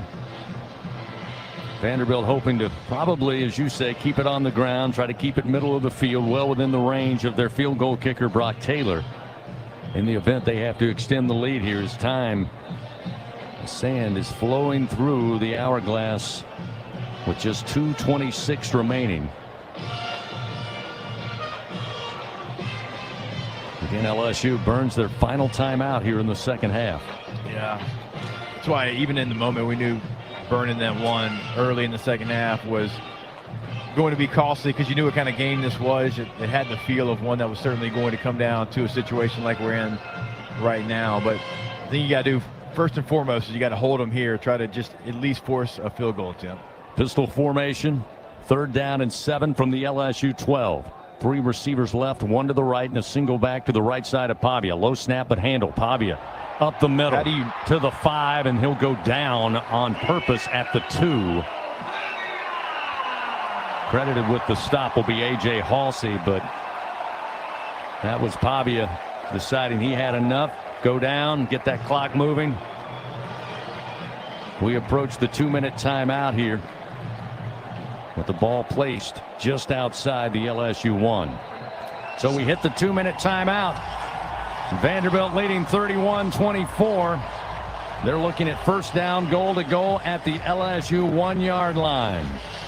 Take our final timeout. Come back to Music City after this on the LSU Sports Radio Network. The Toyota Trucks Game Day sales event is on, and there's no one key to victory. You need strength, power, agility, a team that shows up ready to win. At Toyota Trucks, they bring the full roster. Kick off the season with big savings at the Toyota Trucks Game Day sales event. Toyota is a proud sponsor of LSU Athletics. Experience the drive of the Tiger in a Tundra or Tacoma, built to take you wherever the road leads. Find yours today. Toyota, let's go places. See packages and options at toyota.com for feature availability. Champions make plays on the field and in life. With LSU Online, you can keep your career moving, earn your degree, and still run your own game plan. Learn anytime from anywhere and take the next step toward your goal line. It's time to make your move, Tiger fans. Visit online.lsu.edu. LSU Online. Win where you are. Hey, Tiger fans 12 and younger, don't miss your chance to be a part of Mike's Kids Club. Presented by Shell, the exclusive kids club of LSU Athletics. Join Mike's Kids Club for only $25. Get the official Mike's Kids Club t-shirt, free admission to select LSU athletic events, and much, much more. To learn about upcoming events and to join, please visit LSUMKC.com. The Mike's Kids Club, presented by Shell. Back to fourth quarter action of Fighting Tiger football. Presented by J&J Exterminating on the LSU Sports Radio Network. Powered by People's Health. 2 minutes even remain in today's game. Vanderbilt with the upper hand, 31-24. They also happen to be knocking on the door. First down, goal to goal at the LSU 1. Fans join MMR, the largest privately owned open shop electrical and instrumentation contractor in the nation and a proud partner of LSU Athletics. Well, today, Vanderbilt 402 yards total offense, 160 of that through the air, but this one stands out. 242 yards rushing today for the Commodores. LSU with 325 total offense, 225 through the air, and right at the century mark running the football with 100 yards. The Tigers 7 penalties, 53 yards, and they've been some costly ones. Vanderbilt, as we expected, plays pretty clean. 4 penalties, 35 yards. And while the time of possession has evened up slightly thanks to the LSU defense being able to get a couple of stops here in the second half, something they were unable to do outside of one time on a miscue by Pavia in the first half. It's 33 minutes, 21 seconds for the Commodores, 23 minutes, 27 seconds for your LSU Tigers. Yeah, look, defense giving you the ball back twice. I mean, we didn't know if it could happen. They did it, and they gave you an opportunity. And unfortunately, the offense that had been on schedule all day long got off schedule and wasn't able to really put anything together in those 2 drives. It's certainly going to be the story of the game.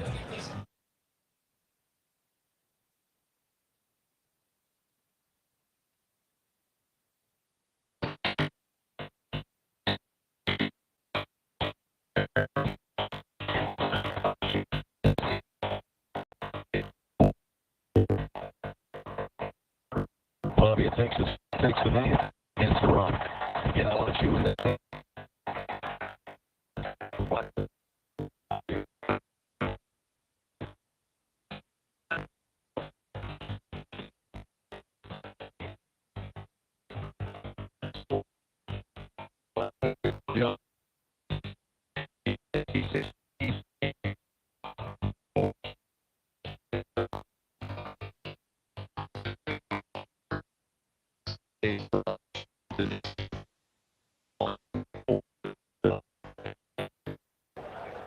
victory for the 1 yard line. Takes the knee. Clock continues to roll with 1 minute and 12 seconds remaining. Vanderbilt, as we mentioned, matching up with LSU for the first time. Both teams ranked since 1947. They came in as a slight favorite for the first time in quite a while in Vanderbilt football history. And this will be the first win for the Commodores over LSU in 35 years. You got to go back to 1990. LSU had won 10 straight coming into this matchup.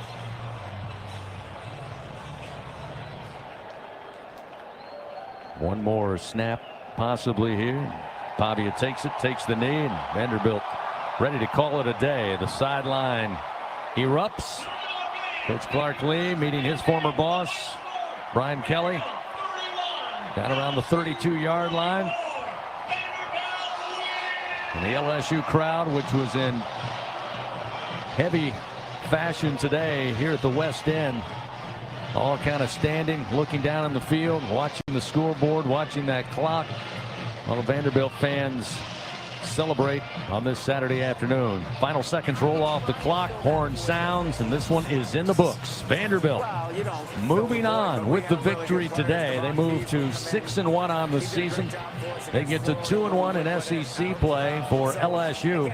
They fall to 5-2 on the season, and now at 500 at 2-2 in SEC action. All over with here in Nashville. Vanderbilt gets the win by a final score of 31-24.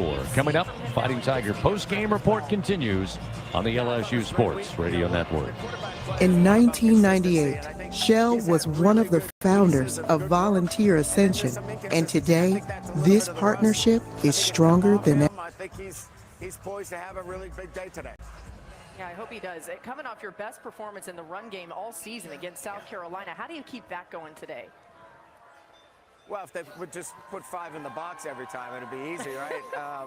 We've got to pick our spots. Look, we're still predicated. Doesn't sound good, but Washington was the most dangerous place in this country, and now, you know what? It's probably the safest place in our country. Everyone's starting to come here. The restaurants now you can't get in. Many of them closed because they couldn't open with crime. Everybody before me is happy what I'm doing. Most of you won't say that because you're radical left.